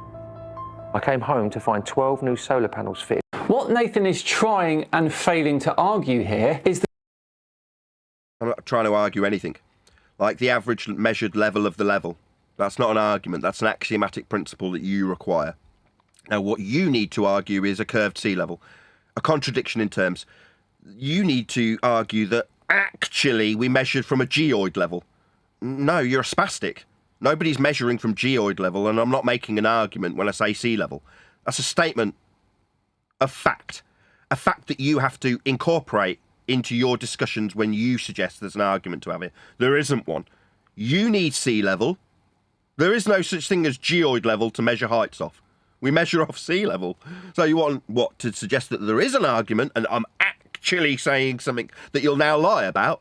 Yeah, Dan will just lie about what I'm not saying now, like he did earlier when he said that I was measuring heights off Flat Earth headquarters. A complete lie. Yeah, Dan is projecting his own inability to actually attack the arguments that I make in regards to an Earth that is required to be measured flat by everyone, and substituting in things like heights off Flat Earth headquarters, and now he's going to introduce the suggestion that there is an argument because I'm saying something I'm not. What a pathetic cuck. What he's trying to do is turn measurement into assumption, and that is ridiculous. Exactly. But for him, there's definitely an argument. This guy literally trying to convince people that sea level is actually curved sea level, which is freaking fantastic. So please keep going, Simon. Good morning, guys. I want to read something. Oops. From this point forth, there's no reason to move forward. Right? Okay. So what we're talking about, Earth and how it gets measured. It gets measured flat to describe the height of the mountain. What Nathan is trying and failing to argue here is that since elevations are measured as vertical distances from sea level, and sea level is assumed to be flat, then the whole system collapses if Earth is curved. Okay, look. Land surveyors do often use flat plane approximations over short distances, because on human scale curvature is tiny. But over longer distances, those approximations break down. And that's why you often use flat plane approximations over short distances. No approximations. Measurements, Dan. Yeah, the measurements of Earth are flat, and Dan is conceding to these facts and substituting the word measurements. Noise? What's that? Where are the guns, Nathan? He tried to deflect to measurements. Yeah, didn't I? Approximations. Can you shut up? Approximations are not what we're using, Dan. We're using Earth measurements like sea level. Not geoid level. Not curved sea level. Yeah, you were dropped on your head. But these are measurements. They're not approximations, Dan. Go ahead. Did you hear him just say that sea level is assumed to be flat? but did he, before he say it was actually a geoid? So is a geoid also assumed to be flat? Curved geoid level is assumed to be a curved geoid level that we're measuring non-curved level, according to Dan. No, it's an irregular undulating surface that reflects the variations in Earth's gravity due to uneven mass distribution. Listen to this. Think of it as the shape the oceans would take if they were only affected by gravity with no other forces like winds or tides. Gravity's not a force. What are you babbling about? It's a joke because when they say the geoid, hey everyone, Nathan. Hello, Brian. When they say the geoid, they're referring to a globe without any water on it. That's what they're referring to. So that's why Neil just referenced gravity there. It's total nonsense because in the end of the day, right, what they've got to deal with is a claim of a curved surface. Now, the problem they have is this: level is 2 points. You need 2 points for level. You determine level with 2 points and a line between those 2 points. For a curve, geometrically, you require 3 points. And the reason it requires 3 points is because one of those points will be higher than two of the others. And either one of those points will have a drop rate to the others, if you understand what I mean. So no matter what way you work it, there is always a drop rate between, a measurable drop amount between those points. So because of that, it's a three-dimensional situation.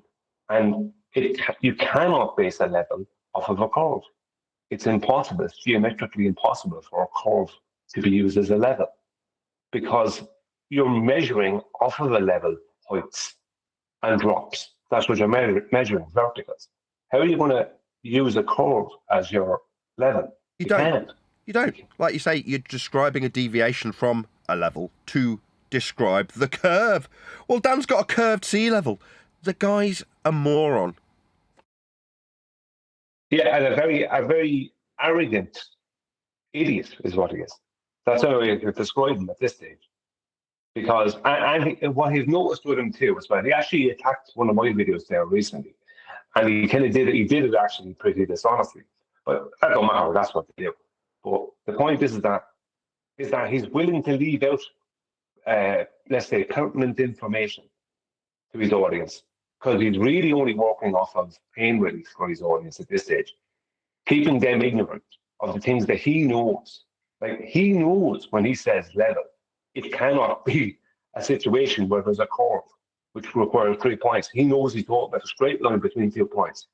He knows that. But if he can keep his audience dumb and keep them believing the rubbish he comes out with as if he's some kind of an expert on it, then he'll do that because he's making money. But he knows. Right. He knows what level is. Sorry, John. Expert? He just Googled it like I did. Brian, did you check, was you here when he said that measurement was an assumption? No, John. You can pretty much turn off his video at that point. Right, there's a link going by in the YouTube live stream chat. There's 76 people watching live currently. Please go and let SciManDan know, first and foremost, at Nathan Oakley 1980 sent me to say thank you very much for the advert. Now, I highly doubt that Dan is in any way, shape or form linked back to the video that he's actually doing a response to. Absolutely not. Of course not. What a scumbag. Meanwhile, unlike Dan, who's obviously not struggling for subscribers and doesn't get completely censored for pointing out that, yes, as Dan's affirming, we do approximate a flat... No, we measure a flat Earth, Dan. And for saying it, I get censored and you get 500,000 views for saying I'm wrong and I stink like garbage. Yeah, that's a cruel world that means you should not put a link to my video. Well, I'm not scummy like SciManDan, and I will actually put a link back to SciManDan's video in spite of me being the smaller YouTuber. Yeah? So I'm linking back to SciManDan so you, my audience, can share the YouTube algorithmic love that I definitely do not receive as a flat earther. I get this. I get called smelly by a wanker who's affirming my point and describing how we measure surface level as an average. How we measure sea level. How, yes, we approximate a flat Earth, but it's only because Earth's really big that we measure it flat. Yeah, he's affirming every bit of my point and then telling the audience that I'm wrong. So what does the fair algorithmic justice give us? Well, it gives Dan 500,000 subscribers, doesn't it? Of course it does. Why? Well, because he's saying I'm an idiot and I smell like garbage. But we do measure Earth flat on a very local scale. When I take out a tape measure and measure a 2x4, is that an approximation, Dan? No, it's a measurement. Approximately measure a 2x4? No. Or are you a moron? He just doesn't want to get caught saying Earth's measured flat. Of course we measure Earth flat on a small scale locally. He just didn't want to say those words because he knew that if he said the exact verbatim quote that I say, it would sound absolutely horrendous. So he substituted the word measurement. Yeah, we measure Earth flat. For approximate. Oh yes, of course we approximate Earth flat. Why would you do that? It's because it's flat, Dan. That's why. Hey, Ranty, you coward. Stop chat skanking and come in here. You know the way. Hey, Dan. Dan, we've got Ranty in our chat. Yeah? Just asking for a friend. Yeah? Do you align with Ranty on his chem burns? Yeah? Because that idiot swinger suggested that he got chem burns from chemtrails. Now, I called him an idiot. A spastic. Like you. You and your reference frames are ruined, end quote you. Yeah, I called him out for being an idiot and numpty, like I'm calling you out for your measurement off geoid level. Because actually, with your neck beard, we measure off geoid level, actually. So just asking for a friend. You believe in chemtrails and chemical burns, don't you, Dan? Like you're aligning with this numpty dipshit in our chat. Just asking for a friend. Because on human scale, curvature is tiny. But so it's not 1.22 times the square root of the observer's height off a measured flat Earth, then, like in the Earth curve maths. See, in Earth curve maths, you've got surface level that's flat, where you're measuring your height off it. Yeah, for altitude. You see, in your own Earth curve maths, where you'd suggest that at any scale you've got Earth curve. What's that? Dan says no, it's too biggy. Right, Dan? No, it's too biggy to have Earth curve. It's not 1.22 times the square root of the observer's measured altitude off flat surface level. That's not the measured Earth curve then, Dan. Seems to me like Dan's decrying his own religion, exactly in line with how an anti-flat earther should. That's why he's got 500,000 subscribers, because he's denying the 1.22 times the square root of the observer's measured height off surface level distance to geometric horizon in Earth curve maths.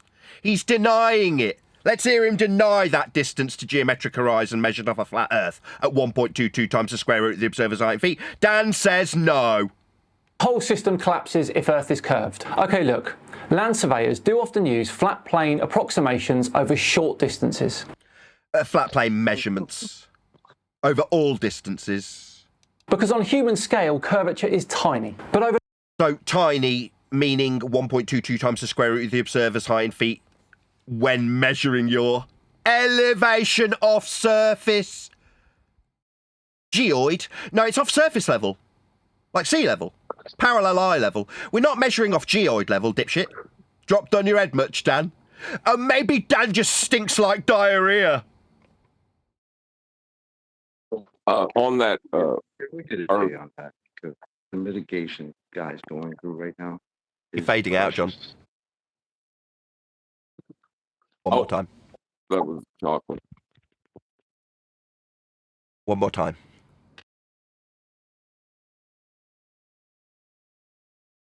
Me or chocolate? You. I was going to say, latitude measurement is supposedly worldwide, Dan. It's using a flat planar reference for the angle. Maybe you need to rethink that. What's being put to you, Brian. just what's being put to Dan by John is latitude is a measurement of the surface on a vast scale. And Dan is saying that not only is the insignificant Earth curve not going to be measured when the land surveyors approximate, that's measure in my language and your language and anybody's language who's got language, it's measurements of Earth that we're actually concerned with. But these approximations that Dan is quoting as being very local is being challenged by John when he says, no, latitude's vast. What are you babbling about, you stupid clown? Go ahead, Neil.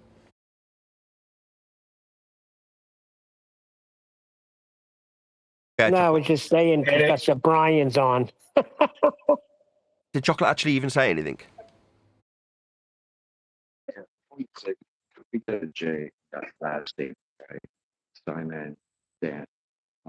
Because it's almost adorable how he's mitigating right now. It's almost like he wants to say, okay, look, let me level with you. It's okay, it's not really curved, it's flat, right? Listen to it. Listen to the pain that he has to go through by admitting that, earlier he said sea level is assumed to be flat. Now he's talking about how surveyors approximate a flat surface or a flat reference. And now, because the curvature is tiny. That's so sad. Please play that again.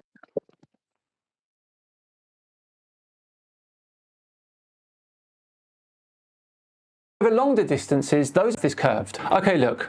Land surveyors do often use flat plane approximations over short distances. Because on human scale, curvature is tiny. But over longer distances, those approximations break down. And that's why geodetic surveying exists. It's based on curved Earth. No, geodetic surveyors also measure Earth flat. Go ahead, Brian.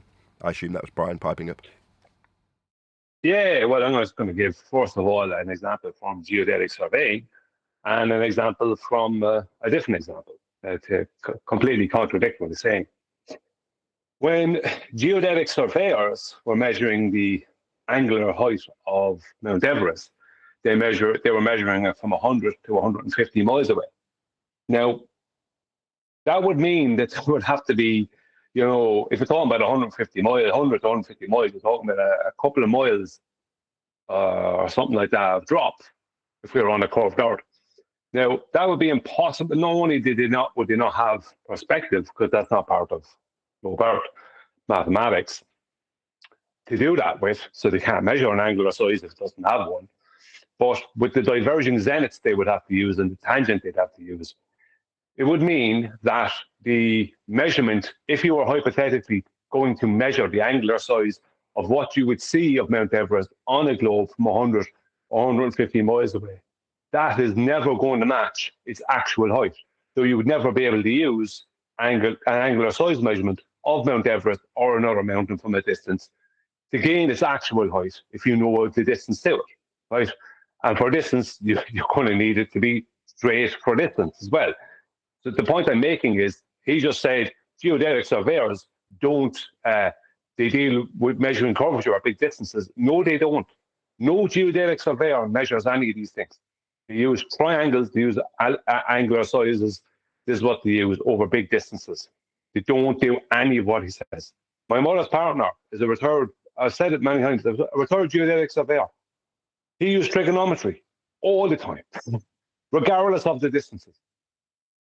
Dan is just a parroting out rubbish that you will see in geodetic surveying books that mean nothing. All that is after they've measured everything using horizontals and verticals at massive big distances, and they go from place to place to place, joining up all those measurements, which means they're measuring vertical heights and drops above and below horizontal planes. After they've done all that, they mathematically add in an R value. Who cares? Yeah, he's just said it can't be used. Well, he's affirmed it. He's saying, of course, they measure a flat Earth on a small scale. Okay, you can change the words all you like, Dan, to approximate, but we know what they're doing. They're measuring an Earth that's flat, and in this case, you're having somebody who's related to in some way, well, once removed or whatever you describe it. You say is your brother-in-law or father-in-law, right? My mother's partner. Yeah. In either event, right, you've got an association with somebody you can actually pass on information in this regard, and you've discussed it at length with a geodetic surveyor to your satisfaction that they're measuring the surface level with elevation angles. Well, how do you measure a range of mountains using trigonometry and correctly measure their heights and their distances between each other using trigonometry, using 180 degrees, straight lines, this could be over a whole area of, it could be you like said 150 miles earlier, just so you don't repeat yourself. But yeah, in all directions. 150 miles. You know what I mean? Yeah. You know, how do you do all that? How do you do all that and use the curved level? You don't. It's ridiculous. You can't. Yeah. Well, this is the thing. Dan's saying, oh, well, they do it on a small scale. No, they do it on all scales flat. And you're not telling us how they'll automatically reference curved geoid level with your nonsensical contradictions in terms. You're just saying, no, it all breaks down at bigger... Well, why would they use something that fails at a large scale? That's absurd. No, they don't. Nothing they're doing's failing. Yeah, they'd get sacked if it didn't work, because when you scale it up, it doesn't work. No, they just measure Earth flat. Now, Dan isn't offering up an alternative and saying this is how they work at bigger scales. No, they still work the same at bigger scales, Dan. You haven't offered anything in response, aside from your affirmation that we're definitely measuring the surface level, as do geodetic surveys in this case. Yeah, they do. Earth is definitely measured flat, like Dan's affirming. Well, it's like this. If you have a theodolite, right, and you're a surveyor, right, I'm just going to go with theodolite. I know they use all total stations and different things these days, right?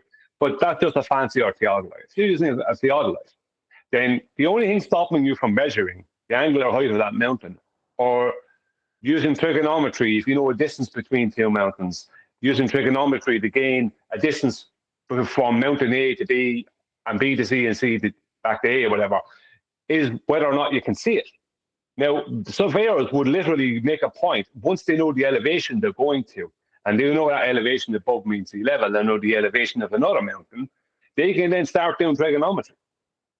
And they can use that for angular size measurements. And to get those elevations, they need vertical heights above a horizontal plane of reference, which is mean sea level, and then to start doing trigonometry between those two mountains.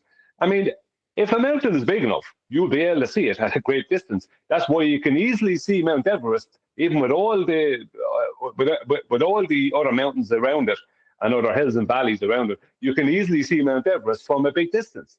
What Because Unitox it's Femu's big. asking, he says from the super chat, how about a 20-metre hill from 1,000 miles away from sea? Who said that? Unitox Femu, thank you for the super chat. Yeah, I read that. Yeah, it's like, you know, it's ridiculous. Some of the things they say. Locally we measure flat. No, you can only measure things locally. If you want to call it, my point is concerning the theodolite, is what's local. Well, it's theodolite. It's whether you can see the mountain or not. Then your local can be 100, 150 miles away, if you need it to be. Do you know what I mean? That's your local. We're measuring it flat. Them trying to mitigate by saying, yeah, well, it's locally flat because we haven't got any curve at 1.22 times the square root of the observer's measured height off surface level that's required in our begging the question proof of nothing perspective hijacking Earth curve mathematics. So it's okay to measure it flat. Models always has been. Every major bridge or tunnel or transcontinental railway, all built assuming Earth's curve. So no. Lie. Liar. So No, you can go and check the surveys of railways, and they're measuring Earth with respect to surface level and your altitude with respect to sea level, like he described at the beginning. So Dan's just a liar. He's not evidencing it either. At this stage, I use the standard that Dan's trying to mitigate for. They measure with respect to sea level. That's what they use. Now, it won't take you long to reference that as a fact. That's why I say there's no debate here. Now, Dan's throwing out a baseless assertion, aka lie, because he's not going to be able to back that. If he's going to say that the railways were blasting out the hills with respect to how high they are with respect to sea level, that's how the whole of the country is measured, by the way. Yeah? On Ordnance Survey's maps, that's how it's all laid out flat. But Dan wants to say it's all measured with respect to a curve because when we measure it locally flat, that breaks down at big scales, therefore at big scales it's curved. That's his argument. Now, I'm saying there isn't an argument. All of the measurements Dan's referred to so far can only be flat and are flat. They're referenced to sea level. No argument to have here. I don't care if Dan disagrees with me and says his religious belief is the measurements of Earth that we measure locally, all flat, break down at a big scale, therefore we measure Earth globed. That's his argument. It's crap. Well, he's got to show evidence. No, he's got baseless assertion. His evidence shows where I'm correct. Hold on. His evidence shows where I'm absolutely correct. His evidence shows where we're measuring surface level and sea level. So it's not like he's got an evidentiary standard beyond what I say. I say there's no argument because our opponents require Earth to be a measured flat plane. And they are using it as a measured flat plane. So what's the difference? Who cares? He needs it to be flat just like we do. Yeah, well, that's what I'm saying. He could say it's all measured and assumed to be curved, but he's got to demonstrate it. And when he does, he'll be demonstrating a flat plane. Plus, the equipment they're using will be designed to measure angles in all instances. Oh, dear. Yeah, if your audience is not figured out that you're lying to them when you tell them that you're measuring geoid level or curved sea level, and then you say, yeah, it's okay that we measure it flat locally because there's very little curve to Earth. If your audience is hearing this and going, okay, Dan, I believe you, then you're welcome to them. There's a reason why I've got a limited audience. I'm not surrounded by idiots who seem like they were dropped on their head. Now, Dan is obviously surrounded by people that will just swallow, okay, we measure geoid level, because actually sea level's geoid level. Okay, if you've swallowed that and you're Dan's audience, good for you. Alternatively, if you've swallowed, actually sea level isn't sea level when we measure the average level of the sea, it's the curved sea level, end quote. Dan, if you're Dan's audience and you're swallowing that, then fine. That's fine. God has decided that I don't need you in my life. That's why I've got a limited audience. It's a blessing. Yeah. Now, Dan, on the other hand, he's surrounded by retards. There's nothing else I can do to describe the situation because his audience will swallow curved sea level and neckbeard actually geoid level for sea level. And we do measure Earth flat, but it's only locally measured flat. It breaks down beyond the locally flat measurements of Earth when we go to a big scale. Therefore, the big scale is how Earth is when it breaks down after measuring it flat on the local scale. That's his suggested argument thus far. All I'm hearing is Dan measures sea level. He needs sea level. They're measuring it locally flat. And I'm an idiot and I smell like a latrine. That's what we've got out of this video thus far. That's Dan's position. Well, just to point out where Dan is going with this nonsense, and just to point out how wrong he is, all of his, let's say, any 2 points on the surface of a sphere, right? When they're talking about a height above sea level, and they're talking about a sphere, which is oxymoronic to say the word level and sphere together, but they are. What they're talking about is the distance from the center of that globe. So their globe has got a radius of 3959 miles, 3,959.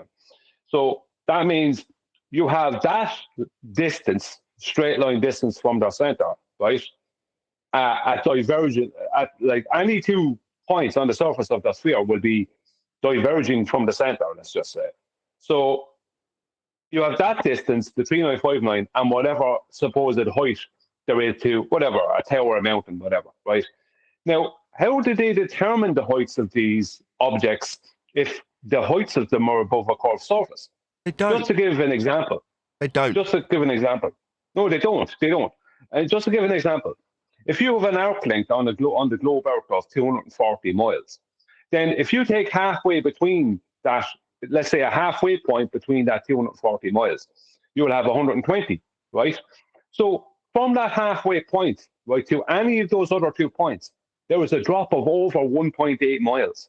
So how are you measuring the angular height, right, to give you the actual height of Mount Everest from over 100 miles away? Right? You can't even measure angular height, because you know the angular height, because you know the distance, the straight line distance to Mount Everest, and you know the elevation of Mount Everest and your own elevation, that angular height will absolutely match the remaining actual height, right? If you subtract your own elevation from that. Do you know what I'm saying? These things are impossibilities. They're just beliefs, religious beliefs that people like Dan make money off.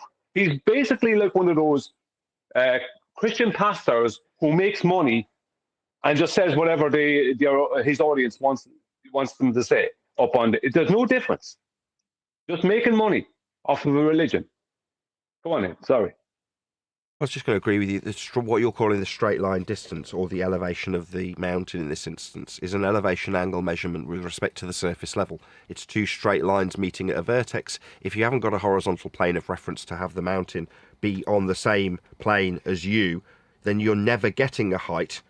You're not deriving it from curves. You're taking elevation angles. Earth is unequivocally, without question, and without exception, always measured flat. Every part of Brian's description to ask, how are you going to do that on a ball, isn't really a question that Brian should be asking, because everything he's described axiomatically, I'm not having a go, by the way, Brian, requires we utilise a plane of reference to measure. In this case, if it's Earth as a horizontal plane of reference. For the distance to the mountain, then it's a horizontal plane of reference. For distance itself, linear. It's a horizontal plane of reference that we're utilising for Earth measurement. For the height, it's its elevation off the surface level. Now, if you're going to divide that, describe it in some of the means from a central point that you've derived from measurements of an angle to a star, to give you a minimum, to give you a surface that's curving, that will ultimately violate all of the measurements that we will measure in this instance. So it doesn't matter what Dan says. Him, like Brian's just pointed out, and his religion of a ball leads him to tell his audience that you've got bendy curved sea level, that you've got heights off geoid level, actually. No, wanker. No, we're not brain dead. No, we don't need Dan to tell us our religion. Now, because we aren't buying into the Western world axiomatic, it isn't geocentric it isn't, heliocentric it is, hooray, religion, then we get obviously cast into the doldrums of the shittiest part of YouTube to be seen by a limited audience, while Dan will reach the masses, telling them actually geoid level.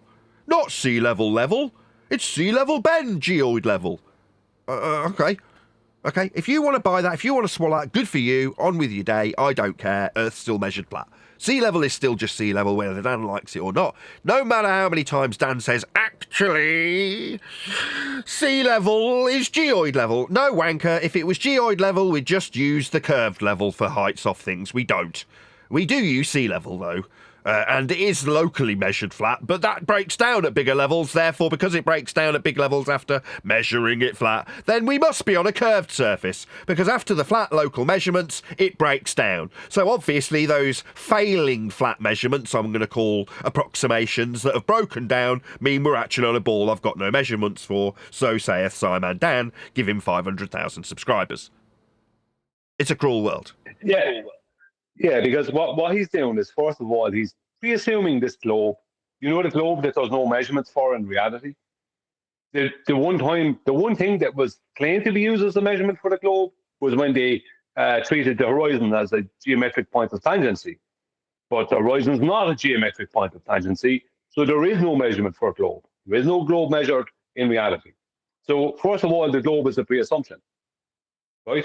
Secondly, they then go and claim they're measuring locally flat, right? Treating the Earth as flat locally. It's like, how can you correctly measure flat locally on a sphere? There is no local anything as far as flat goes on a sphere.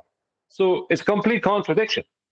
You know, if I measure the 10 miles around me, let's say 10 square miles around me, pre-assuming the Earth is flat, then I do the same with the next 10 miles, the next 10 miles, the next 10 miles. You know what I mean? It's like, that means I've just measured I've measured the Earth, treating it as flat. You know, 20,000 times locally. So it's flat then. You know what I mean? Unitox says, if you can see curvature from the space under the one bridge and in Blackpool, Earth must be a sphere. Thank you for the super chat.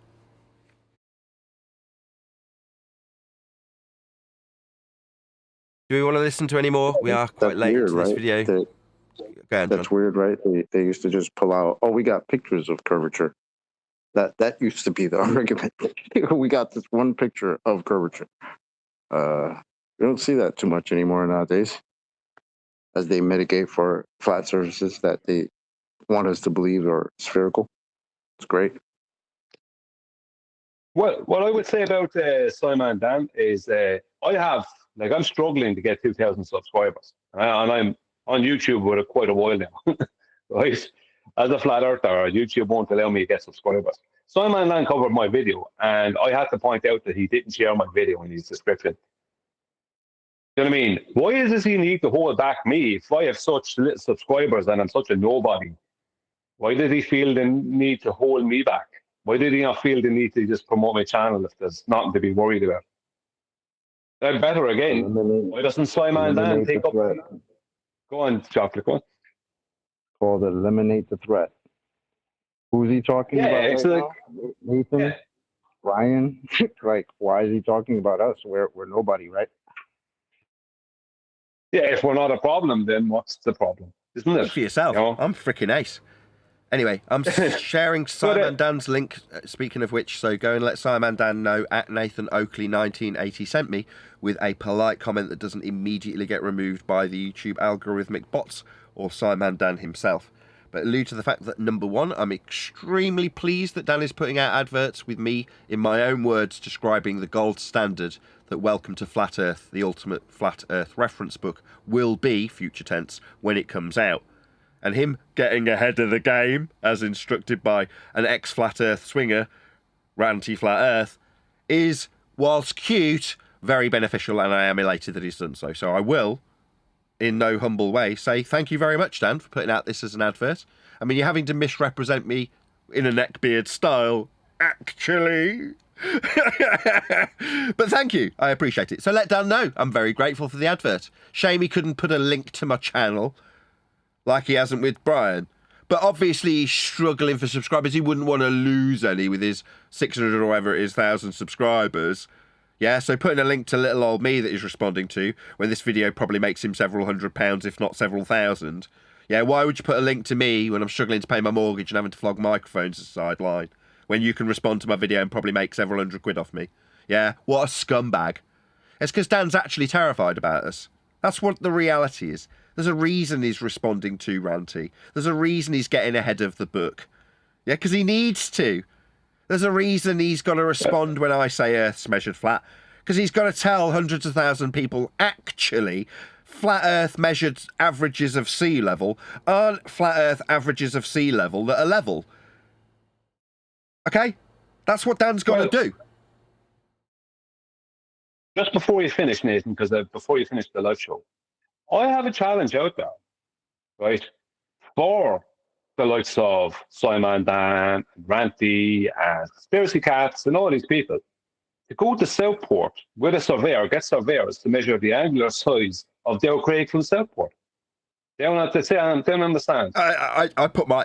Oh, you've just stolen my thunder. I should have really recognised the fact that you're also doing that. When I said, I'll bet everything I own, just go out and measure a mountain to SciManDan.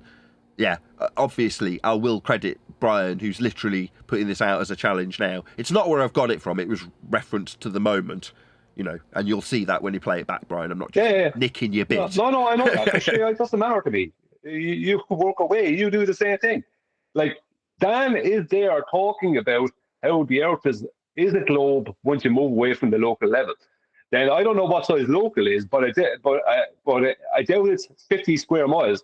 So all you have to do is go to Southport, go down onto that sand, and measure the angular size of Dow Craig. And if the angular size of Dow Craig does not match, its actual size, its claimed actual size. Do you know what I mean? After your elevation is being subtracted, and they know what they have to do. Surveyors know how to do these things. So why aren't they doing this? I mean, SciManDan could just prove his point. Just get those surveyors, him and Ranty and them, and just go out there and measure it. Quick shout out to Ashley Fret. His name is SciManSham/Sudo. Thank you very much indeed for the super chat. Really appreciate it, Ashley Fret. I will play a bit more of his video, see if there's anything more to it.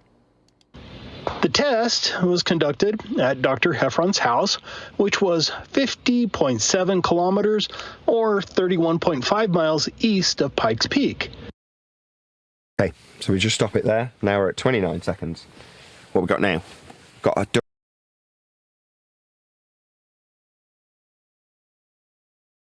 directionality east.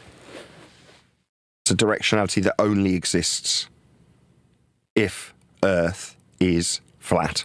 Does Nathan somehow think that if the Earth was curved, we shouldn't see a 6,000-foot mountain from 31.5 miles away? What's weird, of course... Did I not just say east only exists on a flat Earth, literally, before he cut in with his suggestions about what I'll see with mountains? We've just covered mountains. The literal thing I'd said before he cut to himself was east only exists on a flat Earth. So I'll just repeat it. Go and buy a compass and look at east and tell me that that curves. It doesn't. Fundamentally, you can only have a compass work, and it does only work on flat maps. That's what a compass is. East is a flat Earth directionality. Now, there's no, again, ifs, buts, or maybes about it. You can argue with me. You can say, maybe Dan will say, actually, Nathan doesn't understand that east is actually bendy east. It's bend east. Yeah? Actually, east bends. And I'll just look at you and go, you dropped on your head. No, east is flat. Yeah, fundamentally, it's a horizontal principle when you talk about east or south or west or north. These are flat directions. Now, you don't have to like that, and you can suggest that actually east bends, but I'll just look at you like you're a wanker, because you are if you start telling me that I'm wrong, because I'm not. These are axiomatic principles, not things you can debate about. That's why you got to straw man me about what I'm not saying about mountains, and what I'm not saying about flat Earth headquarters. Meanwhile, east's flat Earth and its flatness. So the best flat Earth book out there, hey? Well, I don't mean to be rude, but that's... I didn't do that. I don't know why the video spun onto there. Yeah, but it is the best flat earth book out there. You will all see. And isn't this the guy that said he doesn't debate you? Sounds like he's debating to me. Yeah, at the moment that I've recognised that there isn't a debate. There isn't. It was non-existent to begin with. We're all measuring Earth flat. Dan now comes along and says, oh, well, let's have a little debate then. Flat plane is like saying rulers only work on flat floors. There is an argument to be had? A test to be done? What? Is it just me, or is my computer crapping out a lot more than it does normally? Interesting. No test needed. There's no argument to have. Linear measurements don't require flatness. Hang on, Nathan. He just said rulers only work on flat floors. No, he said great. it's like saying rulers only work on flat floors. Yeah, he said it's like saying that's the same thing. That's what I'm saying. He said it's like saying rulers only work on flat floors. How do you measure? Saying that miles only make using sense a on a ruler? flat plane is like saying rulers only work on flat floors. It's How do you measure a distance with a ruler if you're not on a curved surface? But Dan just sounds like a complete retard. It's linear. What at all? What an idiot. Yeah. rubbish. You can measure ruler to curved measure surface a in ball. miles. Surveyors, engineers, pilots. Right, you can measure a curved surface in miles. Sorry, come again? Miles are linear. Sorry, Dan, do you want to look up the definition of what a mile is? It's just Dan, he's dropped on his head. Go and look up the word linear, you complete spastic. You can curve. I mean, you can all measure. account for curvature You can constantly. measure- He's saying Just we a second. account for curvature. Right, if you're going to describe it with miles, the miles will still be linear. That's what a mile is. Is he actually this thick? Does he not understand what a mile is? Why do you keep interrupting me, Brian? I don't know Go if ahead. you're hearing me because there's been a couple of times I was talking and you started playing. So I don't know if you said there was something wrong with your No, the computer. computer's I just just don't doing know. stupid shit to wind me All up. right, sorry. And you're interrupting me. All right, No, sorry. you actually interrupted him. Yeah, actually, that did happen. What's the Neil? There's a delay on my computer. No. Go ahead, Brian. Well, Brian needs to say something, and he tried 3 times. That's all I'm saying. Okay. Go ahead, Brian. Well, you can, right, measure over a hill. And let's say that it's a mile from one side of the hill to the other. You can do that, but the mile itself in its origin and its infancy is a straight line. So if you're talking about, if you're measuring a distance on Google Maps or Google Earth, you're measuring a straight line distance from point A to point B. That is linear straight line. That's what you're actually measuring.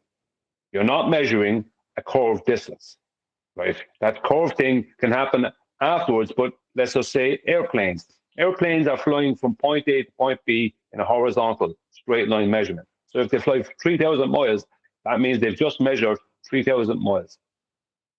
You know what I mean? In a straight line. I'm not You going know, to that's argue what this. miles It's are. just silly. This is just silly. Someone back me up. Why are we arguing this? So you're going to tell me that what a mile is varies in terms of how it is defined and what it is because Dan says it curves. No. Axiomatically, nothing that I say here is up for grabs, up for dispute, gonna be debated. No. What I say when I describe a mile as being linear is fact. Now, you don't have to like why we utilise maps flat, but we do. It's because, in terms of the geometric and axiomatic principles that we've mapped Earth with, they are flat. Now, Dan doesn't have to like that. He can suggest, well, of course we can bend miles. I mean, you can. You can actually bend a mile. Can you, Dan? That's nice. Is that how we deal with Earth, dickhead? No, it isn't. Have you never used a map? Have you never used a compass? Have you never looked up the word definitionally? What a mile is? You complete clown. Dan's just stupid. In fact, over long distances, not correcting for Earth's curvature leads to many errors. What? Sorry, like what? Sorry, I'm going to say Dan's a bullshitter, and I'm going to use a standard that saves lives. My standard is the National Transportation and Safety Board, and they unequivocally do not account for curvature in their black box measurements of altitude. Now, they deal with life and death, and I'm going to say that this lying shit is pouring scorn on an actual investigatory body known as the NTSB. And I'm putting Dan on blast. I'm saying that this is a freaking outrage. If you've got a loved one who's died and the death was on an aircraft that was investigated by the National Transportation and Safety Board, would you expect that their data logging of the aircraft's trajectory as it flew across the flat ground, measured from sea level and surface level with parallel altitude, that's level flight, was wrong? Because according to Dan, what I appeal to, that's the National Transportation Safety Board and their data from black boxes when they're investigating people dying. Dan says no. Well, I say Dan's a liar. I say that when you measure Earth, and when I say measure Earth, I'm talking now about not measuring a mountain. I'm talking about life and death when I say we measure Earth flat. And this shitbag, lying scum Dan is an affront to the actual investigative work that is done by the National Transportation Safety Board when he says that they actually account for curvature. No, Dan, you're a liar. And you're pouring scorn on every single dead person that's been investigated by the NTSB. If you lie and say that when they investigate and take the black box data for straight and level flight and when the craft collided with the ground, because according to Dan, they account for curvature. No, they don't. Dan's a liar. And I'm going to stake my reputation with life and death data to prove this scumbag wrong. Now, I appreciate that because the status quo is we've got a curved surface, this scumbag can fly in the literal face of NTSB flight data. What an outrage. What a disgusting human being SciManDan is. Think of all the deaths that have been investigated where they measured Earth flat, and yet this scumbag can literally fly in the face of that data and say that it's wrong. How dare you, SciManDan? You disgust me. What Nathan is basically saying here is that by using miles, directions and measurements, you're secretly a flat earther. I'm saying the NTSB use those pieces of information in that order. That's what I'm saying. And I'm saying that if Dan opposes me, then I want him to show me how I'm wrong using the NTSB flight data that is used to affirm why people died in aircraft investigations. That's what I want Dan to use. That's how serious this is. I'm going to stake my reputation on it whilst I stand with NTSB flight data to back what I say. Dan says, actually, curved globe level. Actually, geoid level. I say actually life and death NTSB flight data when I say Earth's measured flat, and that linear miles were absolutely measured by the scale given to me by NTSB. That is the standard that I expect to be debunked with by this man pouring scorn on the many who have died and their lives that were lost investigated by this standard that I am going to be standing by when I say Earth is measured flat with linear miles in flight data. Go ahead.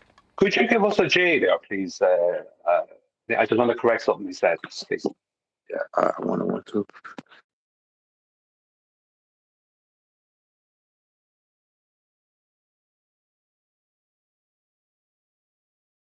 I could if my computer wouldn't keep crapping out and freezing. Have Is he a going day to give off, us mate. the arc length of a mile? Just 1 second.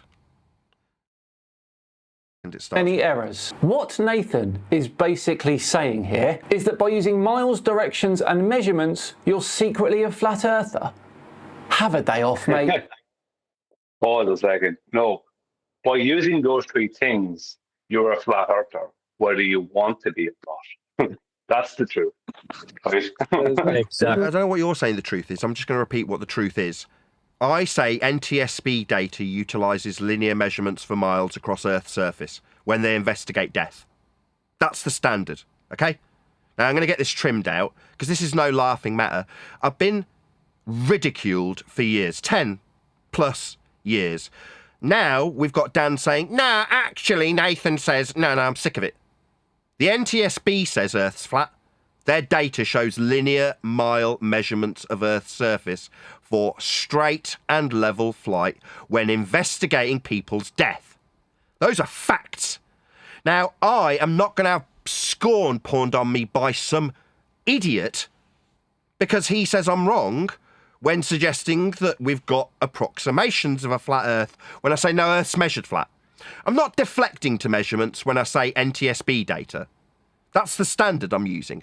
Dan says, oh, Nathan says if you accept that there's a linear distance measurement in the form of miles, that's a fact, by the way, then you're a flat earther. Now I say NTSB measures Earth flat with linear miles. Because they do, when they investigate people's death. So that's my standard. Let's see how Dan gets on. Is he going to represent what I've said here by, actually, when Nathan said NTSB, he actually meant Flat Earth headquarters?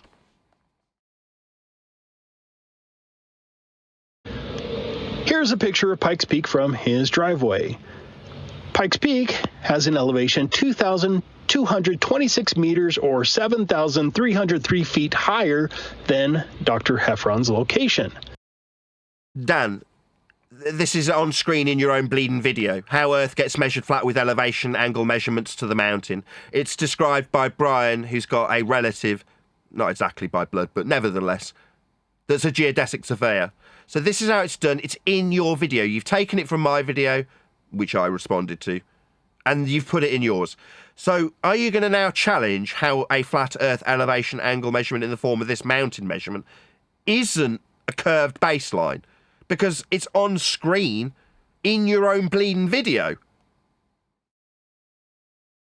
Can I just state, Nathan, that just on the point you're making with the NTSB, that what the NTSB shows is a product with the pitch data within the flight data is a product of the lift effect. The lift effect is the actual linchpin because the lift effect makes it impossible for the Earth to be a globe. And that's the thing. The pitch data, it just shows the outcome of the lift effect. For them to be able to fly, right, successfully from point A to point B, they need to keep an above horizontal pitch of the plane. There is no way, if there's no ifs, buts, or maybes about it. They can't account for the full weight of the plane. They're going to be dropping out of the sky if they don't have enough lift. And they can't have enough lift without an above horizontal pitch of the wings, the chord line of the wings. That is what the NTSB shows with the pitch data. So the NTSB can't even try and argue it because that means they have to deny the lift effect. You know what I mean? When I brought up the lift effect, they claim commercial pilots and people who really were commercial pilots, right, that I dealt with online, they had not. They are literally nothing because they know this is, you must do this to fly from point A to point B. You must keep an above horizontal pitch, and that horizontal must be a consistent orientation. So that is what's shown in the pitch data in the NTSB document, just so people are aware. Yes, and the graph shows a linear distance in miles, marked with miles. I think so, yeah. Okay, so Dr. Heffron's location is measured with respect to sea level in terms of altitude. His elevation can only and will only ever be measured off a flat Earth. Earth is measured flat for his height, measured with surveys with respect to the measured flat sea level used to measure his height from it. Earth is, again, only capable of measurement with respect to how flat it is to describe this at all. Repeating yourself doesn't make it any more of a fact, Nathan. Now, you mentioned surveys. And yes, local land surveys use flat approximation for convenience, especially over the small distances I mentioned. But real elevation models... So I'm right then. Dan's telling his audience, yes.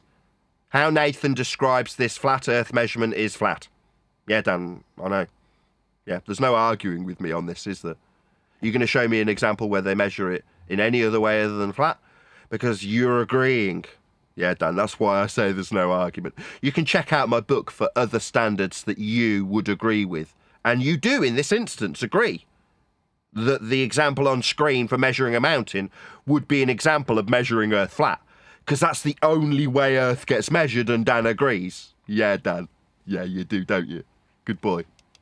Especially for locations many, many, many miles apart, account for curvature. Even basis assertion fallacy. Manual levelling over long distances uses vertical datum corrections. Further to that description of... Vertical. Just give us a J, please, on that, please. If you don't mind. Miles apart, account for curvature. Even manual levelling over long distances uses vertical... So even manual levelling over long distances uses vertical. Yeah, that means corrections. Further to that description of the... Hang on. This is ridiculous. You can't have a vertical without the existence of horizontal. Exactly. You can't have horizontal on it. Can't have horizontal on the globe.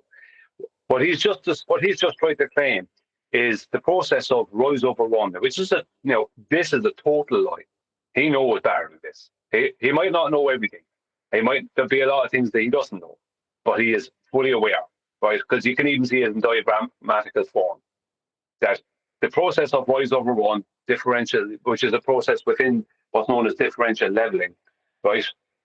That requires a horizontal plane for regardless of the distance, because there's always vertical heights and drops above and below that horizontal plane. So what he just said there is an out and outright lie. There is no ifs, buts, or maybes. He can't claim ignorance on this particular thing. He can't. This location, we have an on-screen depiction of the flat